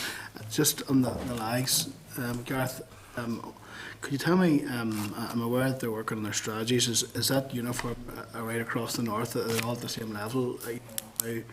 What's the anticipated timeline for areas having their strategies signed off and being ready to open for applications? We put the strategies out around about the start of September, and we put a cut-off date of the 31st of December. But what we have said across the board is that if anybody has their strategy ready, to submit it to the department, and we will carry out an assessment of the strategy when it comes in. And providing our strategic framework has been signed off, that would make that group eligible then to receive a contract to deliver the leader on the ground. Are you confident they'll all have their strategies in by that deadline? Well, certainly the word I'm getting on the ground is that people are aiming for round about the beginning of November to have the strategies in. But we did open the window out as far as December, and certainly if there was an issue, it's something we could look at. Thank you, Chair. Okay, Joanne Dobson. Thanks, Chair. I think, like Joe Byrne, I'm maybe about to enter the fog as well. Can I also thank you for your briefing? And I appreciate the Minister's speech and press release following the Ploughing Championships last week. Declan has touched on largely the first question I was going to ask, is getting that message out there to the farmers, because certainly I know as elected representative, and I'm sure others are like that, farmers are coming up to us all the time and asking. They've no detail, they don't know any aspects of it. So are you confident, you've outlined to Declan how you're going to get that message out? Because I'm thinking of the farmer working away on the farm that maybe doesn't have the time for social media, and they're relying to a large extent on word of mouth or neighbouring farmers telling them about this scheme, or ourselves as elected representatives. So are you confident then you will reach as many of those farmers as possible, so they are fully briefed and updated as to the Farm Business Improvement Scheme? Yeah, well, I mean, the areas that I've outlined there at the minute, I think we can get to all farmers in that way. The other actual way is through the Farm Advisory System newsletter, which goes out to all farm businesses.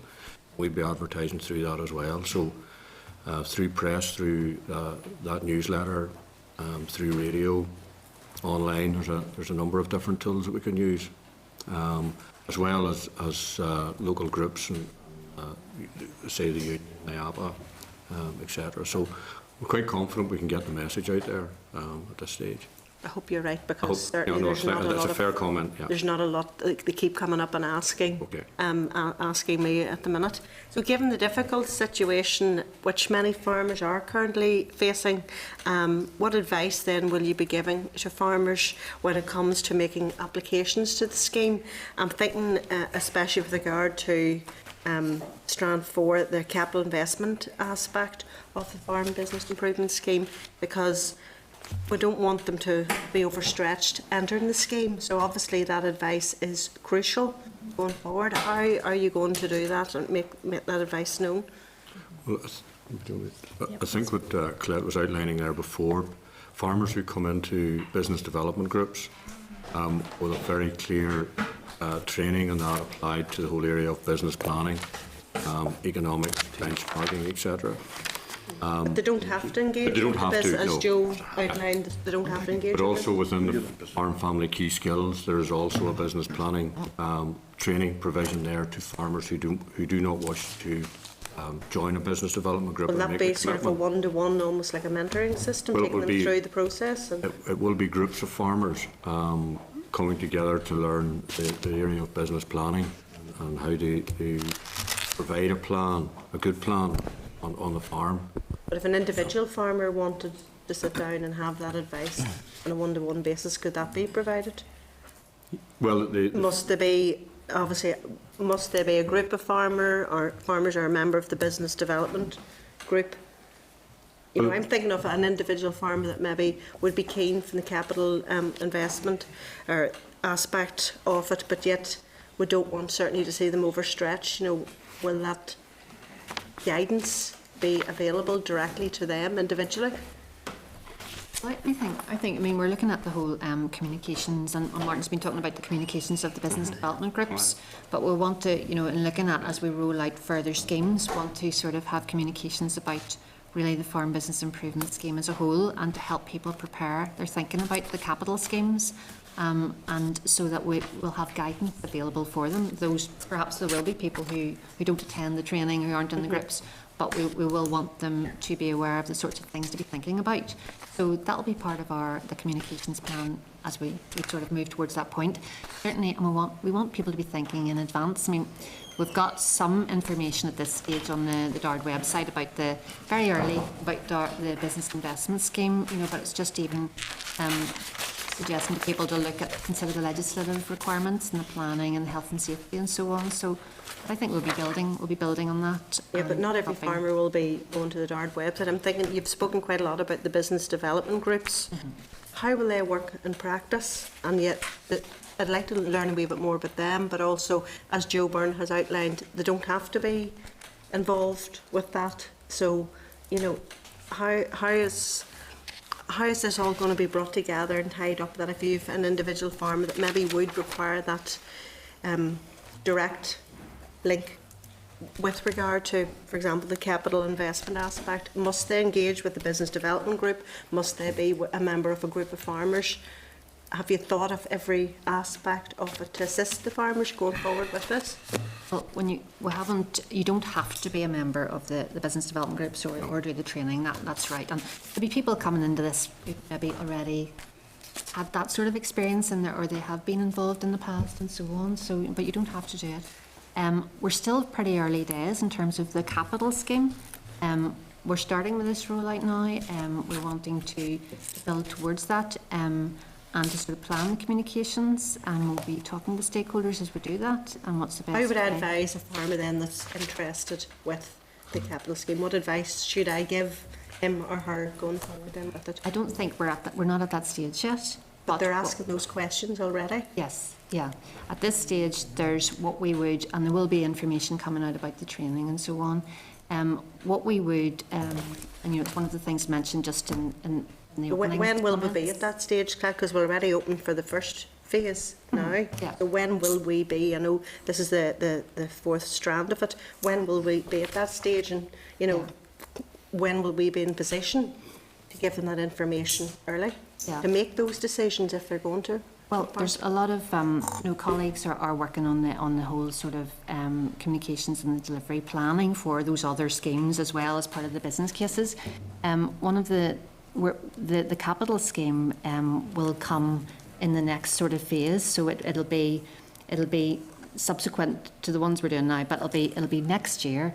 And what we have, I mean, and what you might be helpful is I'd mentioned in the opening comments that colleagues would offer a further presentation to the committee whenever there's more of that planning and development ready for various of the schemes. Some of the schemes by that point will be launched. Okay. It's just questions we're being asked now, and if I don't know how to answer it based on what you're telling me, and you don't know how to answer it, I'd how be the clear. farmer's going to know to prepare for this next year when it's Any advice that would be given to a farmer at this stage would be to attend the training that comes in business planning, which will open early in the new year, and it will be well ahead of the launch of the capital grant scheme. And They mightn't all attend the training but due to time commitments. Who's time to? Well, I mean that will be very widely available in local areas. It won't all be within the campuses, and there will be different nights and different training provided. You know, so anyone who, because that will raise the awareness of the scheme and what's within the scheme and the planning that's required in it. And I think that would be the best protocol initially. I think it's just got fog here, Joe, hasn't it? Finally then, what process will be in place for applicants of the scheme to submit a business case ahead of receiving funds? Can you tell us that? I think you're meaning as part of the application for the capital scheme. We're not at that stage yet. It is very early days in a lot of this. Where you know that scheme is still being developed and designed, and the business case is being developed currently. So a lot of what I think you're sort of yes, you're already ahead of that. But those are questions I'm being asked currently, and I'm sure other members are being asked. Yes. So we're not asking at this stage for a business plan to be submitted in advance of the capital scheme. I think that was what you were asking. Someone's asking you. That's not. I would just like to be taken through the time scale of it, so basically I can tell them nothing at the minute. I think we will be. The department will want to come out and communicate this as we have it. But you can't even communicate it with us as the Agriculture Committee. So at this stage, I'm not able to give you the time. But you're here presenting on the Rural Development Programme. Absolutely. Yes. But you can't. Am I right in saying that under the Farm Business Improvement Scheme, everyone has to have a business plan, isn't that right? That business plan would be submitted along with an application, isn't that right? I would have thought. Whenever- What other way would you do it? Whenever you come, what we have in mind is when the capital scheme is opening, Yeah. that the application itself will, in essence, require Business plan, a was form it? of business plan. So Given farmers, many farmers pay form fillers to do their AX. Is it not the case that many farmers will have to pay a No. professional help to do a business plan? Not all. We do it. You know, but many do. The vast majority of farmers do. Not all. Yeah. I think the vast majority of larger, simple ones sometimes do their own, but, a lot of them do get professional help. And in relation to business plans, is it not the case that many farmers will have to get professional help to do that? well, that's what we're Because, I mean, providing if the business case is not up to scratch, the bottom line is they'll not get a grant. So, I mean, they're going to have to be, it's going to be important that that business case stacks up and is good. So, the bottom line, I would have thought, is that they will have to get professional help. That's only a certain aspect of what I was asking, obviously. I would have thought that, to me, it looks that way. Well, the business development groups and the mentoring and the training that will be available through the Farm Business Improvement Scheme will help people in thinking through their business planning. So that's through the business development groups or the training, indeed, and that's the sort of additional short training courses that we're proposing to have. But It's okay if business plans are going to be very simple and easy manage. But I think- According to what level of detail you're looking in the business plan, that would be the I think that's the crux of the key matter. that's missing here, is that these are proportionate business plans, depend on the level of funding that you're applying for, because there's 2 tiers within the scheme. But it still will have to stack up, irrespective for Yes, small or large. it still has to stack up, but it will be a proportionate template depending on the level of funding that you're applying for, and those are what are being developed at the minute, for Tier 1 and Tier 2. Obviously, if it's a large capital investment, you'd expect something a lot bigger. If that farmer is looking for funding from the bank would also be expecting that level of detail, in a business plan. Yeah, If it's- nobody's disputing that. So just to go back then, a farmer approaches me today or tomorrow, keen to know more about the Farm Business Improvement Scheme, which is open from October, open from now essentially. We can tell them absolutely nothing about the capital investment aspect of it until next year, or how they forward that. there is some information that we have just at this stage on the DARD website, but we will be updating that and keeping that and adding to that, and we will sort of be communicating that as well as we have it. So I suppose it's early days in terms of the detail of the capital scheme. I can't wait to tell a farmer it's early days because of the detail, even though it's essentially open from now.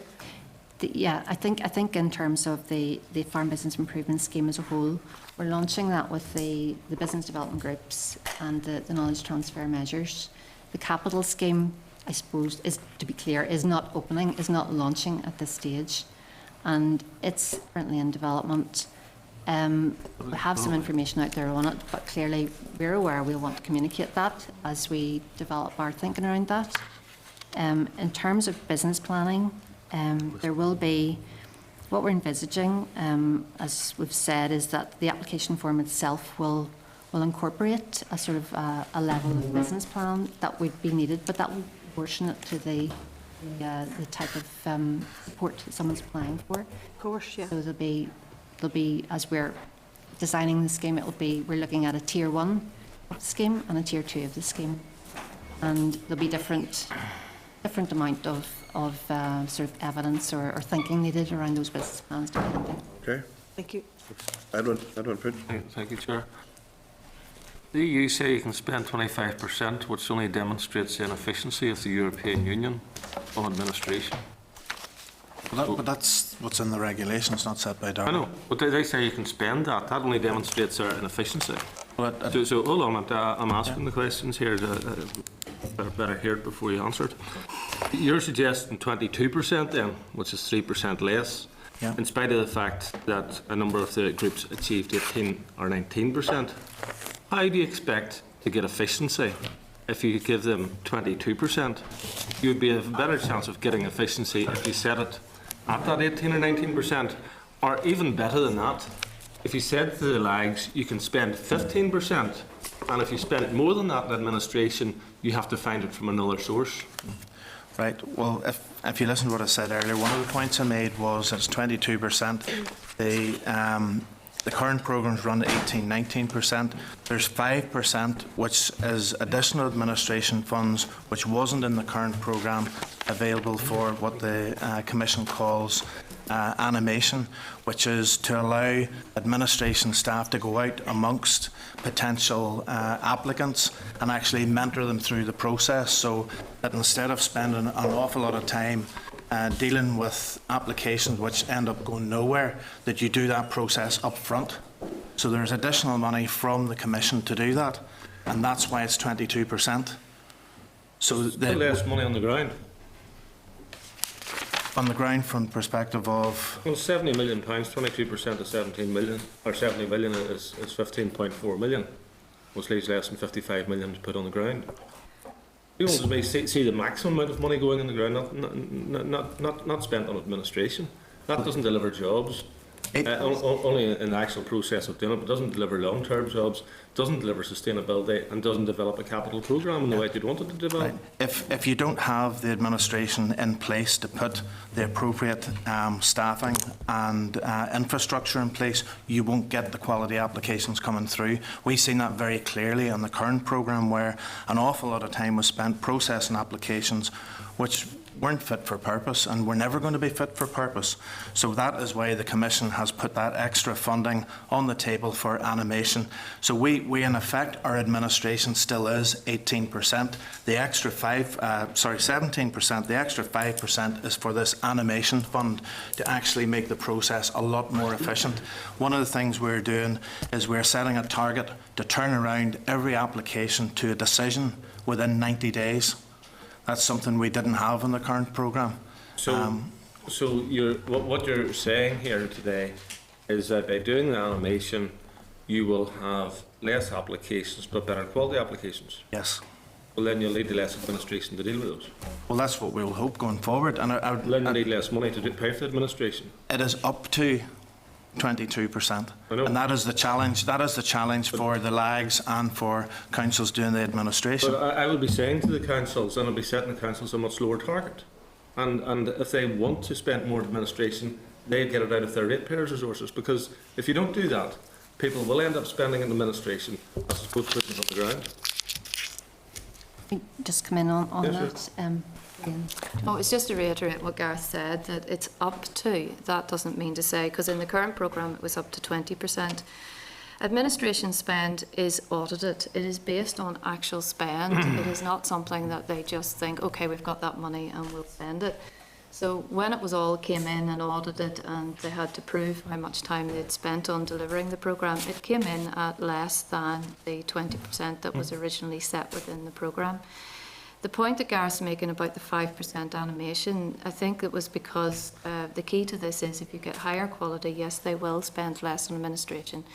And we don't know what the effect of that's going to be until we work through that process. But they have to prove and show every penny that they spend, and it's audited on that. So it's not as if they can just say, okay, we've got that money, that's what we're going to spend on. In terms, yes, I take your point that you're saying it's not long-term jobs, but in actual fact, we're into our third, fourth programme, and there are some people in rural development who've got from one programme to the next. Those jobs have been there from one programme to the next. And even the money we've spent in Access 1 through Countryside Services, we have, through that money, created a lot of rural jobs and jobs which people wouldn't have access to should DARD deliver it all. And there is a benefit that carries through. We build capacity in the rural communities to be able to move from one programme to the next, which is another key element of that money as well. Yeah. So we see that as having very much a positive benefit in the rural areas. I think you've been paying too much attention to Corbonomics if you think that it's creating jobs by using taxpayers' money to employ people to conduct administration. And you need to look at that again. And up to means that you can spend 22%. I don't think that that's acceptable. In terms of then the programmes, yeah, I have a programme here, Priority 2, enhancing farm viability and competitiveness of all types. And then you have a number of spends there, 25 million is a big one through knowledge transfer, farm key skills and so forth. What about you know, genomics was mentioned earlier on. That's a key area in terms of where farms could be more efficient by investing in genetics. Is that not come into that kind of programme? It might well do in the future. At this stage, where it's at in terms of Northern Ireland is the Agri-Food Strategy Board are leading on a piece of work to look at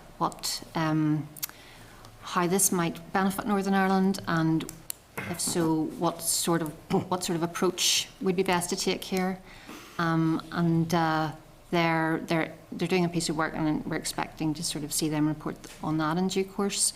I mean, should from that or there be a recommendation to introduce a scheme in the RDP that would support the genomics programme, then that's something that we can look at for as part of a future modification of the programme. It's something that we have identified as a potential need in the programme, so it's something that we could do in future if we have the evidence to support that for the In terms of where agriculture currently sits, the biggest issue that they have is the global market and the prices that are available in the global market. And, you know, going for growth is one thing, but achieving sustainability is actually more critical for people at this moment in time. They're actually struggling to survive. Where in this here are we going to assist people to deliver more efficient food production? Well, the scheme itself is through the knowledge transfer. You know, it's going to be focusing, and Martin could say more about this, but things like benchmarking, improving your performance, looking at how you can reduce costs, become more efficient, increase your farm competitiveness and so on. So that's all sort of part of what would be in the knowledge transfer. That's fine. aspect. What about the practical things? Like training, do you mean that sort of thing? No, in terms of assisting farmers to actually have more efficient farms. Through capital investment. Well, some of through it will be an element innovation. of that, yes. Yeah. Well, some of these schemes within the Farm Business Improvement Scheme are to encourage the use of innovation, new technologies and so on. And like the Innovation Technology Evaluation Demonstration Scheme, that's part of the Farm Business Scheme. There's support for farmers to work cooperatively so that they can together find ways as well of improving competitiveness and so on. So all of these schemes that are sort of bracketed together form part of the Farm Business Improvement Scheme are all designed to sort of help with the knowledge transfer, help to transfer sort of ideas and benchmarking and innovation to encourage that, and also the capital investment that people might ultimately want to invest in as well to help improve their farms. I think with the money that's available, that particular priority is quite weak in how it's going to be divvied up in terms of having practical outcomes to farms becoming more efficient and sustainable. Are you looking at the sort of whole that table on priority two? Well, this is really the result of the consultation that we had with industry. The programme itself, how that's shaped and how we've sort of allocated funding is all coming from the consultation we did with stakeholders over the last 3 years. So we have consulted on this and this sort of makeup of this package and so on. So it's been tested out both in formal consultation and talking directly to stakeholders. I would just make a comment around groups and that, and discussion groups. I mean, there's very good research coming from ROI. There's good research from New Zealand about farmers working in groups and the financial benefits that accrue from that through the whole area of peer learning and learning from each other and learning from best practice. So in terms of the group and the business development groups, I think there's good potential there to deliver economic benefit at I'm not farm disagreeing level. with any of that. I just think that what you have on the face of it is fine. I just don't think that there's enough over and above that. I think you need putting more in there. Can maybe add a wee bit more of the detail behind what's in the actual programme. Yeah. You know, what you're saying there is a sort of summary lying on a table there. Yeah, But, I mean, you know, really, in terms of the business investment scheme, which is the capital element of the FBIS, the Commission regulation requires you to target the support towards the particular farms. We were able to do that on the basis of broad themes, and one of those being on-farm resource and production efficiency. And just to give you a few examples, construction of new farm buildings, refurbishment of existing buildings to improve production efficiency, new technologies, purchase of new machinery to improve quality and soil structure. We have a lot on mechanisation, a lot on the efficiency of fertiliser and pesticide use. And so there's quite a bit of detail in the programme which will work its way into the guidance that goes out on the scheme itself. The second theme was about resilience to adverse weather events, and this really came through a lot from what had been said in terms of the water crisis and the bad winter that we had. So there's a theme in there about adverse weather events and mitigating climate change. And that's very much about making our farms more resilient to that in the future. And the third strand is on animal and plant health and safety on farms. So there's a lot more detail in that which goes into all of the types of, and then the teams beneath this are working up the detail of the scheme itself. But the Commission were quite clear that we had to provide some kind of targeting for the scheme, that was a legal requirement to do so. Okay, thank you, Chair. Okay. Alderman McMullen, one question? A quick thing. The 90-day turnaround for the applications, I'll have to congratulate you on that one, because a lot of things we're talking about today was problems that arose in the last programme. We spent more time, for I sat in the programme last time, we spent more time arguing about these things and blaming everybody and anybody that walked by the door was to blame for everything that was going on. So in that sense, that's a good thing to turn that around. Will it be part payments this time as last time? Yeah, phase payments are being encouraged by the Commission. Certainly they're right through all the schemes under Leader. Well, I went to a consultation there on the rural programme, and that was one of the things that was brought up, that one of those stage payments. No, I definitely didn't say wrong. anything at the meeting, and I was surprised that a couple of people at the meeting didn't say anything either. Right. There will be stage payments. Absolutely, yeah. When we look at the areas of deprivation levels, and all that, are we still using the noble indices, or can we bypass them? Still look at the noble indices, and certainly whenever I think maybe the need aspect is shifted slightly, in that the need now has been demonstrated through the strategy. Yeah. So what we're saying is, when you're developing your strategy, that is where you define the need, and that's where the local action group sets its priorities for it, for how it wants to invest the allocation of funding that it has. When it comes to the individual projects, certainly on the business measure, it would be less important. Okay. And the Invest in Eyes role in all of this here? On the business scheme, we're just on the edge of going into a full integration with the Invest in Eye Go For It programme. So basically, the big difference in this programme is we intend having a lot of workshops. All the LAGs will have a workshop long before the database is ever open for applications. And we will start, hopefully, the end of October, start putting a lot of information out in the public domain about the requirements for the programme. Certainly, if you're a new applicant for a micro business, we would be saying you must go in the Go For It programme. If you already are an existing micro business, then we'd be asking that you submit your business plan and that is reviewed. But certainly, it's a bit like the farming schemes. There is a requirement now to have a business plan, but we're tying in completely with the Go For It programme business plan, because when we looked around for models, that was the one that fitted the best for what we wanted to do under rural development. And the farming, just the farming side of things for start-up businesses, etc. For farm diversification, that's still for the farming family, not just the farmer. Well, there is no specific scheme for farm diversification. It is now just rural business investment, so that will actually help some people. And can a son or a daughter apply? Anybody The can same apply for at last all, time? yeah. Those are the kind of wee things needs to be getting out.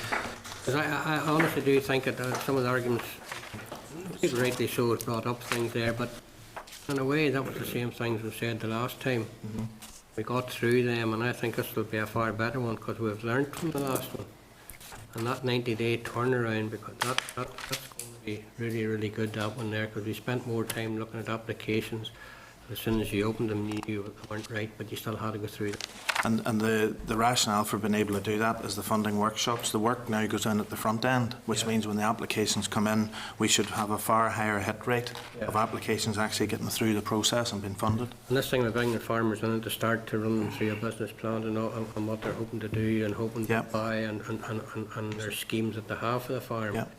I think when that starts, the word goes out, there'll be a lot of ones come into that.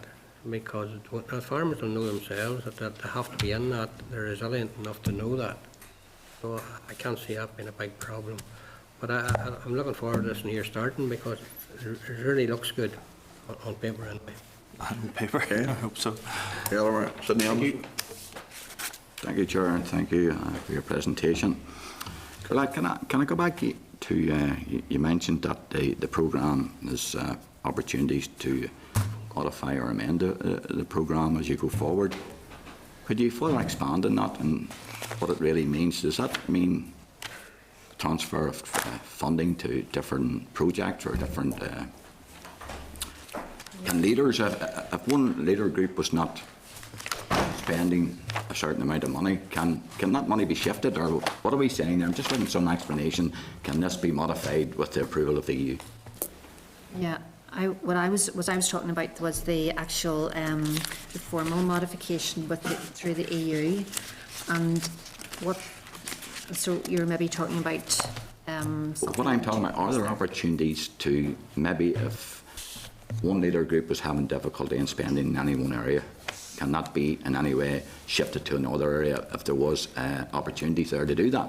That's what I'm trying to get at here. It can be, and we did it at least twice in the old programme where we talked to the group who was having difficulties, and with their agreement they talked to some of their neighbouring lags who actually needed more funding, and as a department we facilitated the process. We didn't push one way or the other, we facilitated the process. That has always been there in every single leader programme. Does that need approval, or can that be done by the department just?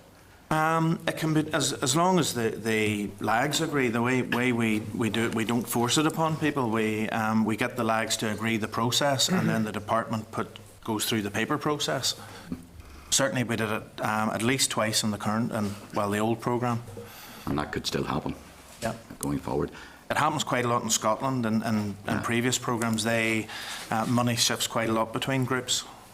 Well, the whole idea is probably, Gareth, as you say, is to, and I think you did touch on it various ways, that is to spend the money in whatever way it is, if it needs to be allocated. But Carlette, then what do you mean then by what you say about amending? Is that amending projects or amending sort of? Yeah, there's priorities going that's forward? the sort of formal amendment when we have to go to the European Commission because it changes the programme as a whole, the way they've approved it. So how would you see? Who monitors or places that to see if you do need to make those changes, and at what stage would that be sort of coming up at an early stage where you'd need to make that movement? we'll be monitoring the programme as we go through. We'll have monitoring and evaluation systems in place.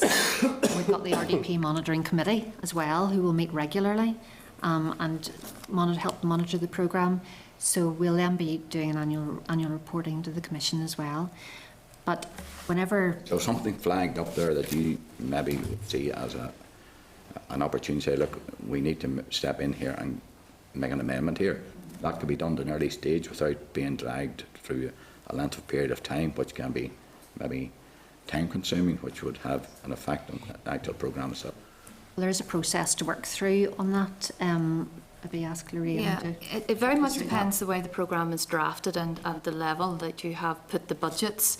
So in the current programme, we've just submitted our very final modification that we are allowed to do, and that's modification 12. So that's how many times we've modified the current programme. Did you say that was your final one? That was the final one. We're not allowed to amend it anymore because that's all set down in EU regulation. The programme finishes spending at the end of this year. That's the current programme, 2007-2013. The EU regulation sets out types of modifications that you can do. What you're talking about, LEADER, the money at LEADER is programmed at the 70 million level. That means we have the flexibility to move the money within that 70 million without recourse to the EU. So, because it's really how you set the money against within the financial plan. If it requires you to move money between measures, then you're into a full modification that you have to ask the Commission, because the programme document's over 1,000 pages. You cannot change one word without going back to the Commission and going through a formal process. So there are two types of modifications or amendments that we can do. One is a major amendment, which means changing money between focus areas or the co-financing rate that we have. We're only allowed 3 of those. They've cut back to try and cut back on the number of modifications. But if we're changing simple things like putting a new measure in or taking a measure out, we're allowed 1 per calendar year. And we need to work through the Commission yet on what those amendments, what constitutes which type of amendment, and that's the process that my unit does. So the programme will be strictly monitored and policed? Yes. And if anything flags up, the sooner that flags up where you maybe see an opportunity here, look, we need to do something here to get that. That's what we've done throughout the current right, programme. okay. We've done that 12 times. Right. And we've taken account of Eurogain, we've put measures in, we've taken measures out, and we've done that in conjunction with the Commission all along, and the Monitoring Committee, because the Monitoring Committee have a role in this as well. In the current programme, they actually had to approve the amendments. In the new one, they don't, but they have to give us an opinion on those amendments. You're happy and confident then that can be... It's a slow process. I mean, it is. Yeah. It's not easy to do, but you can do it, and that's why in the programme document we had to set out all of our needs. We had more needs than we had money for. So we needed to be sure that we got all the needs in there so that when we go to amend it, we can relate back to the original strategy that says, but we identified genomics as being an issue, or we identified land use as being, because when the land use group reports, then we might need to do something there. So we've done that, we've proofed it for the future so that we can go into it and then say to the Commission, but we raised this as an issue, as an emerging need during the 7 years. Okay, and that's up to 2023. We actually, you're limited in, it sets out in the reg when you can do your final. Our last modification had to be in by the 30th of September. That's it now. We can't touch the remaining programme. That's done. And the last one for the new programme is the 30th of September 2023 for the slightly less. For the more bigger amendment, it's 30th of September, I think, 2020. So there's different types and different deadlines. difficulties. Just quickly, Gareth, can I ask you, did I pick up that you said in the present or previous programme that you hit 1,000 jobs? We do continual monitoring of the projects, and literally on Monday there, one of my staff came and said we'd just passed the 1,000 job mark. Full-time equivalent jobs? Or it's full-time equivalent. Full-time equivalents? Yep. How would you see it going forward with the new programme as regards jobs in comparison? How many jobs would you... Well, we have a job target set of 700 going forward into the new programme, so I suppose we were slightly more cautious going into the new programme. The old target was 1,100 jobs, so to actually get within 100, given the economic climate that was around during the start of the programme, the middle of it, I think is a great achievement, but certainly we will be pushing hard to go past the 700. Or the 1,000. Or the 1,000, absolutely. I think you should say the budget's 30% less as well, because you had 100 million in the current programme and only 70 in this. So. But you're so much more efficient now after all these rural programmes now. We'll expect the jobs to be there, won't we? Okay. Robin Swan. Thanks, Chair. Folks, I don't need a couple of quick answers, yes or no's, if you can, more than keep me happy. Your technical groups, your business groups, are existing groups eligible to reconstitute? Yes. Right, that's okay. No mid-term review as such, but a committee to monitor that? Yes, there's 2 enhanced annual reports. Yep, It's 2017 and 19. So where we have Would this committee have any input? It can do we did come here on the midterm evaluation, and it is possible for us to come back at each of those enhanced annual reports. Chair, I think, can we get that programme done? Lorraine, you also mentioned a proportionate template depending on the size of the programme. Still working on those. How many pages are you expecting on it? I'm not sure, because that would be the team that's involved in that. I wouldn't have that information, but we could. You know, I'm telling you, when you say proportionate. Yeah, I mean, yes, it is. It's proportionate to the scale of the grant or the investment. Yeah, I get that, but it's just the actual size is going to be, because I remember sitting through, I was North East Lag, and I remember sitting through some crazy application forms for £200. So it's just how proportionate is proportionate is what I was wanting to know. In regards to collaborative international projects, is it correct that they all must have a connection with the Republic of Ireland? No, it's not. That's through LEADER. Yeah. No. No. We do have an All-Ireland fund, which will be targeted at cooperation, but over and above that, and even as part of that, the partners can be elsewhere in Europe, elsewhere in Britain. For instance, we're having a cooperation event hopefully in January, and we will be inviting England, Ireland, Scotland, Wales, and some European counterparts to take part in that. But it is okay for Northern Ireland Group to have working with Finland without the Republic of Ireland. Yeah. That's okay. That's it, Chair. Thank you. Okay. In relation to agri-environment legacy agreements, I see it's 58.93 million. That's agreements in the past that has to be still... Yes, the agreements from the, as far back even from 2000 to 2006, so we're carryover's a lot less than it was in from the 2000 to 2006 into this programme. I think we were over 200 million then, so it's a good bit less. And the new environmental farming scheme, is that the same scheme when you call it a different name or not? Environmental farming scheme is the new scheme. It's that new scheme, yeah. To replace? No. Agri-environment, yeah. Okay, will there be a gap between the two, one commencing in the other end? That was probably Brian. You might. Would you like? I can bring forward Brian Irvine, who could talk to you about the. Okay. Have a particular question you'd like us to answer for you. You want to come forward and just answer for that for a second? I'd quite happily give my seat up.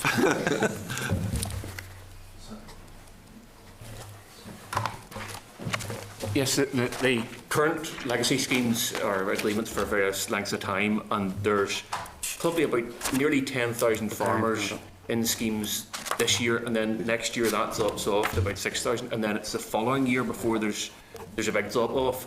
So the scheme will open next year. Now, there won't be 10,000 in the new scheme, immediately, but basically there's a carryover. Now, the actual sequencing of that fall off, the new scheme opening and people come in, yes, there will be a gap for a while in some places there. By the time, the people finish their scheme before the other scheme opens. The other scheme. Well, it's not just, there's a lead time, it's opening next year, but by the time they get an agreement in place and so on, there's a lag time there before their agreement starts. Okay. 65 million for areas of national constraint. Do I pick it up right that that is expected to be spent in the first 3 years? Is that right? Or am I in that? Money for areas of national constraint, ANCs? Yes, that's correct. That's correct. It's not programmed beyond 2017. Okay. So that will be spent in the first 3 years? Okay. Okay, thank you very much for your presentation. Thank you again. Sure, there was still some questions here all night.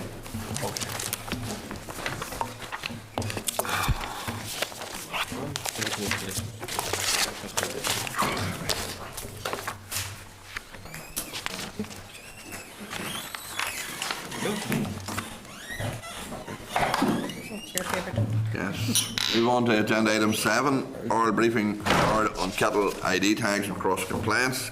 Can Can I refer members to the memo from the clerk at pages 72 to 73 and papers from the department at pages 74 to 81?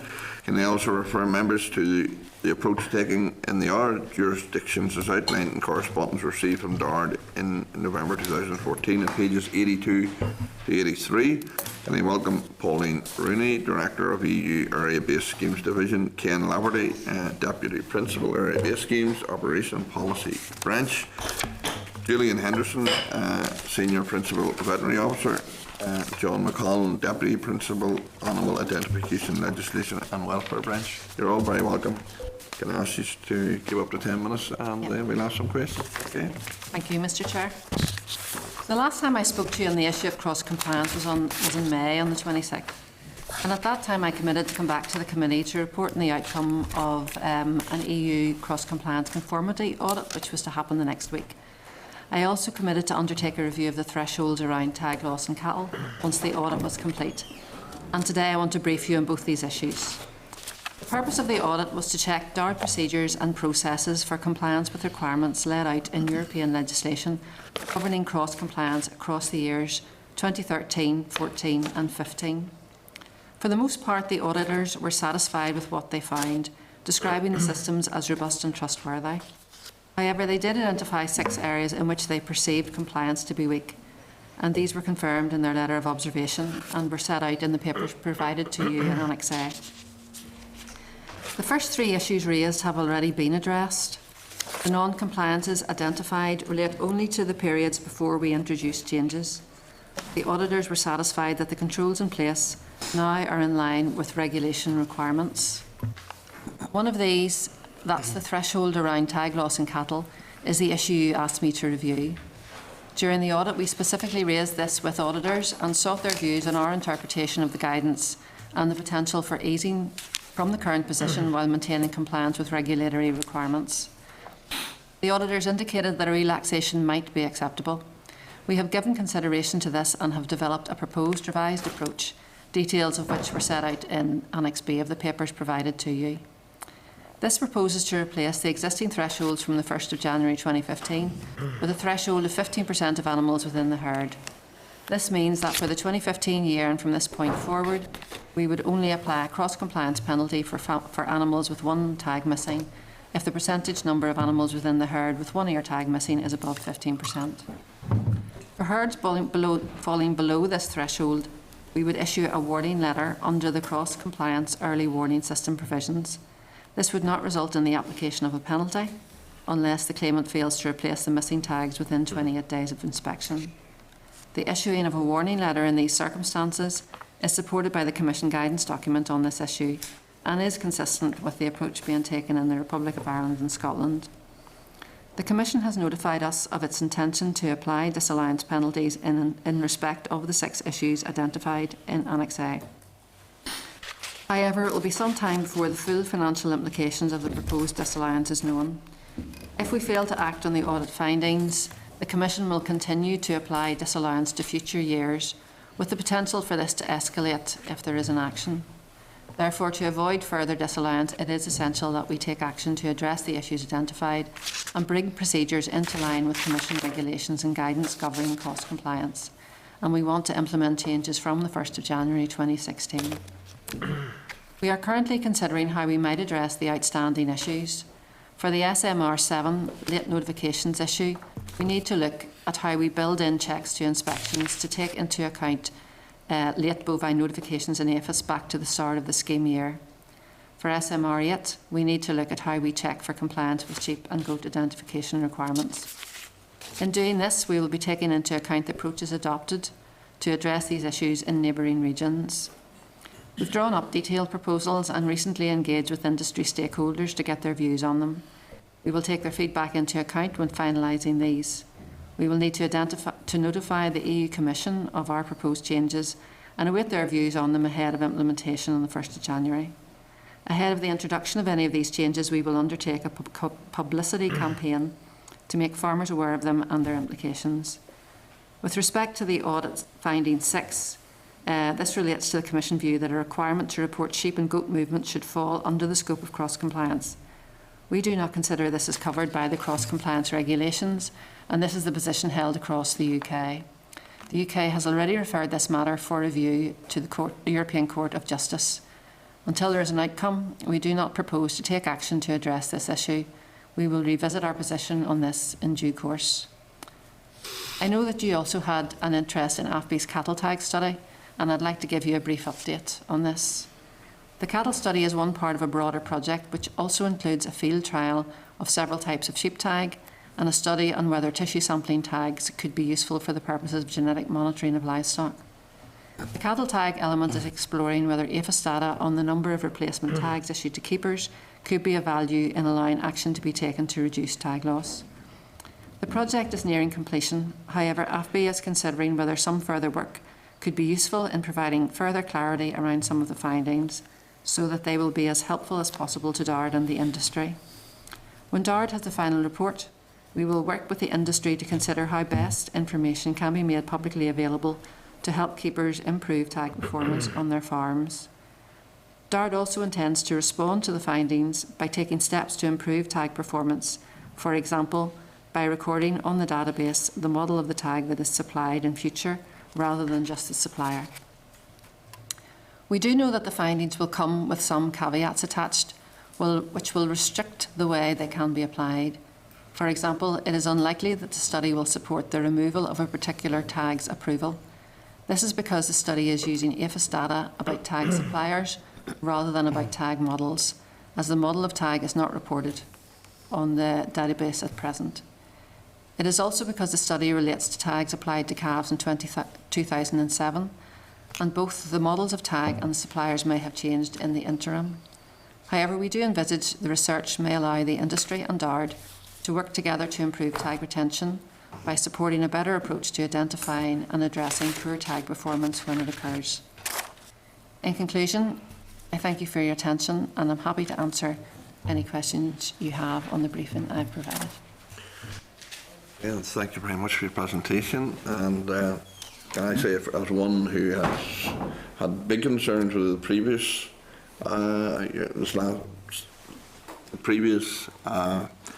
allowance on tags in relation to cross compliance, I have big concerns about that, and certainly there's a big improvement, and certainly it should address most of the issues in relation to the concerns I had. The one main concern I do have, you proposed to backdate that to 2015, 1st of January. Yeah. What about the farmers of the previous year that were fined for cross compliance that in effect shouldn't have been under these guidelines? Yeah. No, you're right, Mr. Chair. I mean, when we were drafting the papers and getting these ready, we were concentrating on this year, future years, but we can do that and we will do that. Well, so that's 1 year back to 2014 when it was introduced. You'll readdress that? Yeah. Yeah, I think that's certainly is a big improvement, and I welcome that. It's not often. Please, Chair, you're right. What? The Chair's happy, you're right. Certainly, it certainly is a big improvement, and I think I do think that we can do that and only welcome that. You know, Thank anyone you. else any comments to make? Not often, you. Nope. Robin, so what? Sorry, Pauline, you said you were going to start recording the model of the tag. Yes. As well as the manufacturer, but you didn't see at any stage that that type of tag would be delisted as being... I think at the minute, on the database, it's only the supplier. Yeah. That is, so it's not the manufacturer either, Robin. Right. So I think that's something that probably we will, because it's much more valuable information than just the supplier. No, I suppose the reason I'm asking it is, why would you be doing that if you're not looking at some stage to delist a type of tag? One of the things we've learned from the AFBI research that's done about the quality of tags is that we need to record the model itself. We need to know if tags do fall out, which model fell out. So over the long-term future, we can monitor the quality of tags in terms of the replacement rate, and we can then be in a position to have evidence that we can use to take action if we need to do something as drastic as delisting tags, you know. Okay. If it gets to a stage that the department is then listing the model and manufacture of a tag, are we looking at a possibility of a farmer being penalised in the future for having their own tag? No, you will only be capable of buying tags in the future that are approved by our tag suppliers. I'm talking about when you put them onto the database, if a farmer puts on their own model, the hard inspector comes out to the farm and says that's different model and registered, will there be a penalty The applied? tag suppliers won't be capable of supplying tags that aren't approved. Yeah, but I'm talking about on the database. If a farmer inputs their own. Oh no, sorry, no. tag, The tag supplier would upload that to DFS rather than the farmer. Absolutely, yes. It comes from the tag supplier. Yeah. So will the farmer be liable for penalty if the supplier puts it on? It wouldn't be wrong. That's something that would be no. That wouldn't be wrong. That's something that'll be taken care of by the software itself. That's It'll be fine. It's It's not a risk to the farmer. That'll be fine. That aspect of the records that are kept, that's okay. It's not cross compliance element anyway, so it's fine. Okay, thanks, Chair. Okay, any other members? Okay, that's a good sign, isn't it? Again, thank you very much, and certainly common sense is prevailed. No? Okay, thank you very much. Thank you very much, sir. Thank you. What's that? Let me get you on back.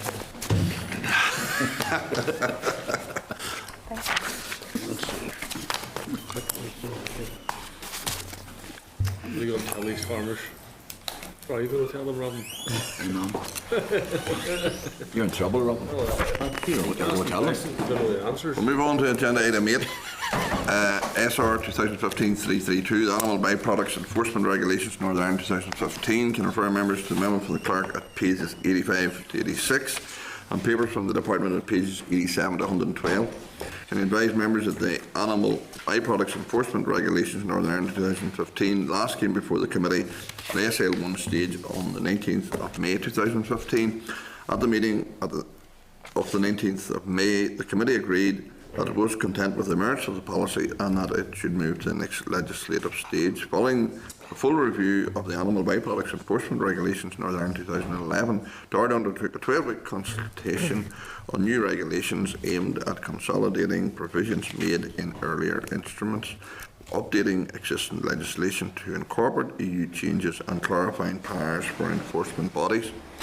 The rule is in effect The rule will in fact make 6 amendments which are detailed on pages 85 to 86 of the meeting pack. Can I refer members to the final regulatory impact assessment on a revised brucellosis testing regime following attainment of brucellosis free status, which is in your table papers pack. Members want to look at that. No issues of concerns have been identified by the examiner of statutory rules. Can I seek comments from members? Any issues? If content, I'll put the question that the Committee for Agriculture and Rural Development has considered SR 2015-332, the Animal Byproducts Enforcement Regulations, Northern Ireland 2015, and has no objection to the rule. Okay. Great. Agenda item 9, SR 2015-332, the Brucellosis Amendment Order, Northern Ireland 2015. Can I refer members to the memo from the clerk at pages 114 to 115 and papers from the department at pages 116 to 117. Can I refer members to the Brucellosis Amendment Order, Northern Ireland 2015, has been laid by DARD under powers conferred on it by the Diseases of Animals Northern Ireland Order 1981 as amended in order to remove brucellosis pre-movement testing controls. Having recently obtained officially brucellosis-free OBF status, DARD has moved ahead with reviewing what relaxations should be made to the current brucellosis testing regime. The removal of our pre-movement testing controls only applies to internal cattle movements in Northern Ireland. The removal of pre-movement testing controls applies only to internal cattle movements here. Exports to other member states will continue to necessitate the pre-movement test to be conducted within 30 days of export. This will also remain the requirement for export to Britain. Can I see comments from members? The only comment I have to make that as a farmer, farmers, this is very welcome. It's another burden, not only of cost but hassle removed from them, so that's very welcome. The statutory rule is not subject to any assembly procedure and therefore the committee are advised to note the rule. Okay. Agenda item 10. All right. We've gone through quite a bit here. Do you want to move in a closed session to do that or not?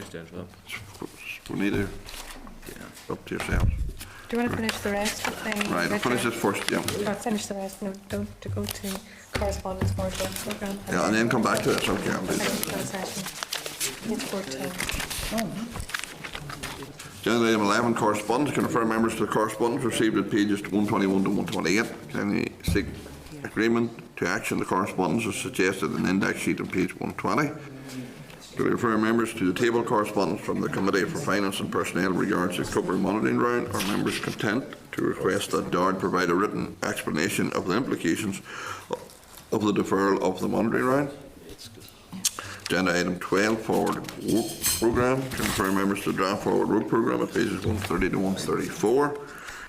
Can I advise members that a number of visits have been arranged for the coming months? Can I ask members to indicate their interest in taking part in each visit on the sheet being passed around the committee staff and to note the relevant dates in their diaries? Advise and remind members that a visit has been arranged to the Institute for Global Food Security at Queen's University for the 17th of November 2015. Can remind members that the visit has been scheduled to take place between 12:30 and 3:30 during lunchtime and question time. So I would ask that members who wish to participate not submit their names for the ballot for question time that afternoon. That's no problem for us, yeah. Can I advise members that the visit to London to meet with the Grocery Code Adjudicator and the Chair of the AFRA Committee has been organised for Wednesday the 18th of November 2015? I'll be there. So can I refer members to the proposed itinerary for the visit at page 135? Can I advise members that a visit to meet with the Oireachtas Committee in Agriculture, Food and Marine in Dublin has been planned for Thursday the 3rd of December 2015. So, do I see comments from members of the forward work programme? Okay. Have we any other business before we go into closed session? No other business? Okay, we go back to closed session. This is the Northern Ireland Assembly Committee Room 30. This is the Northern Ireland Assembly Committee Room 30.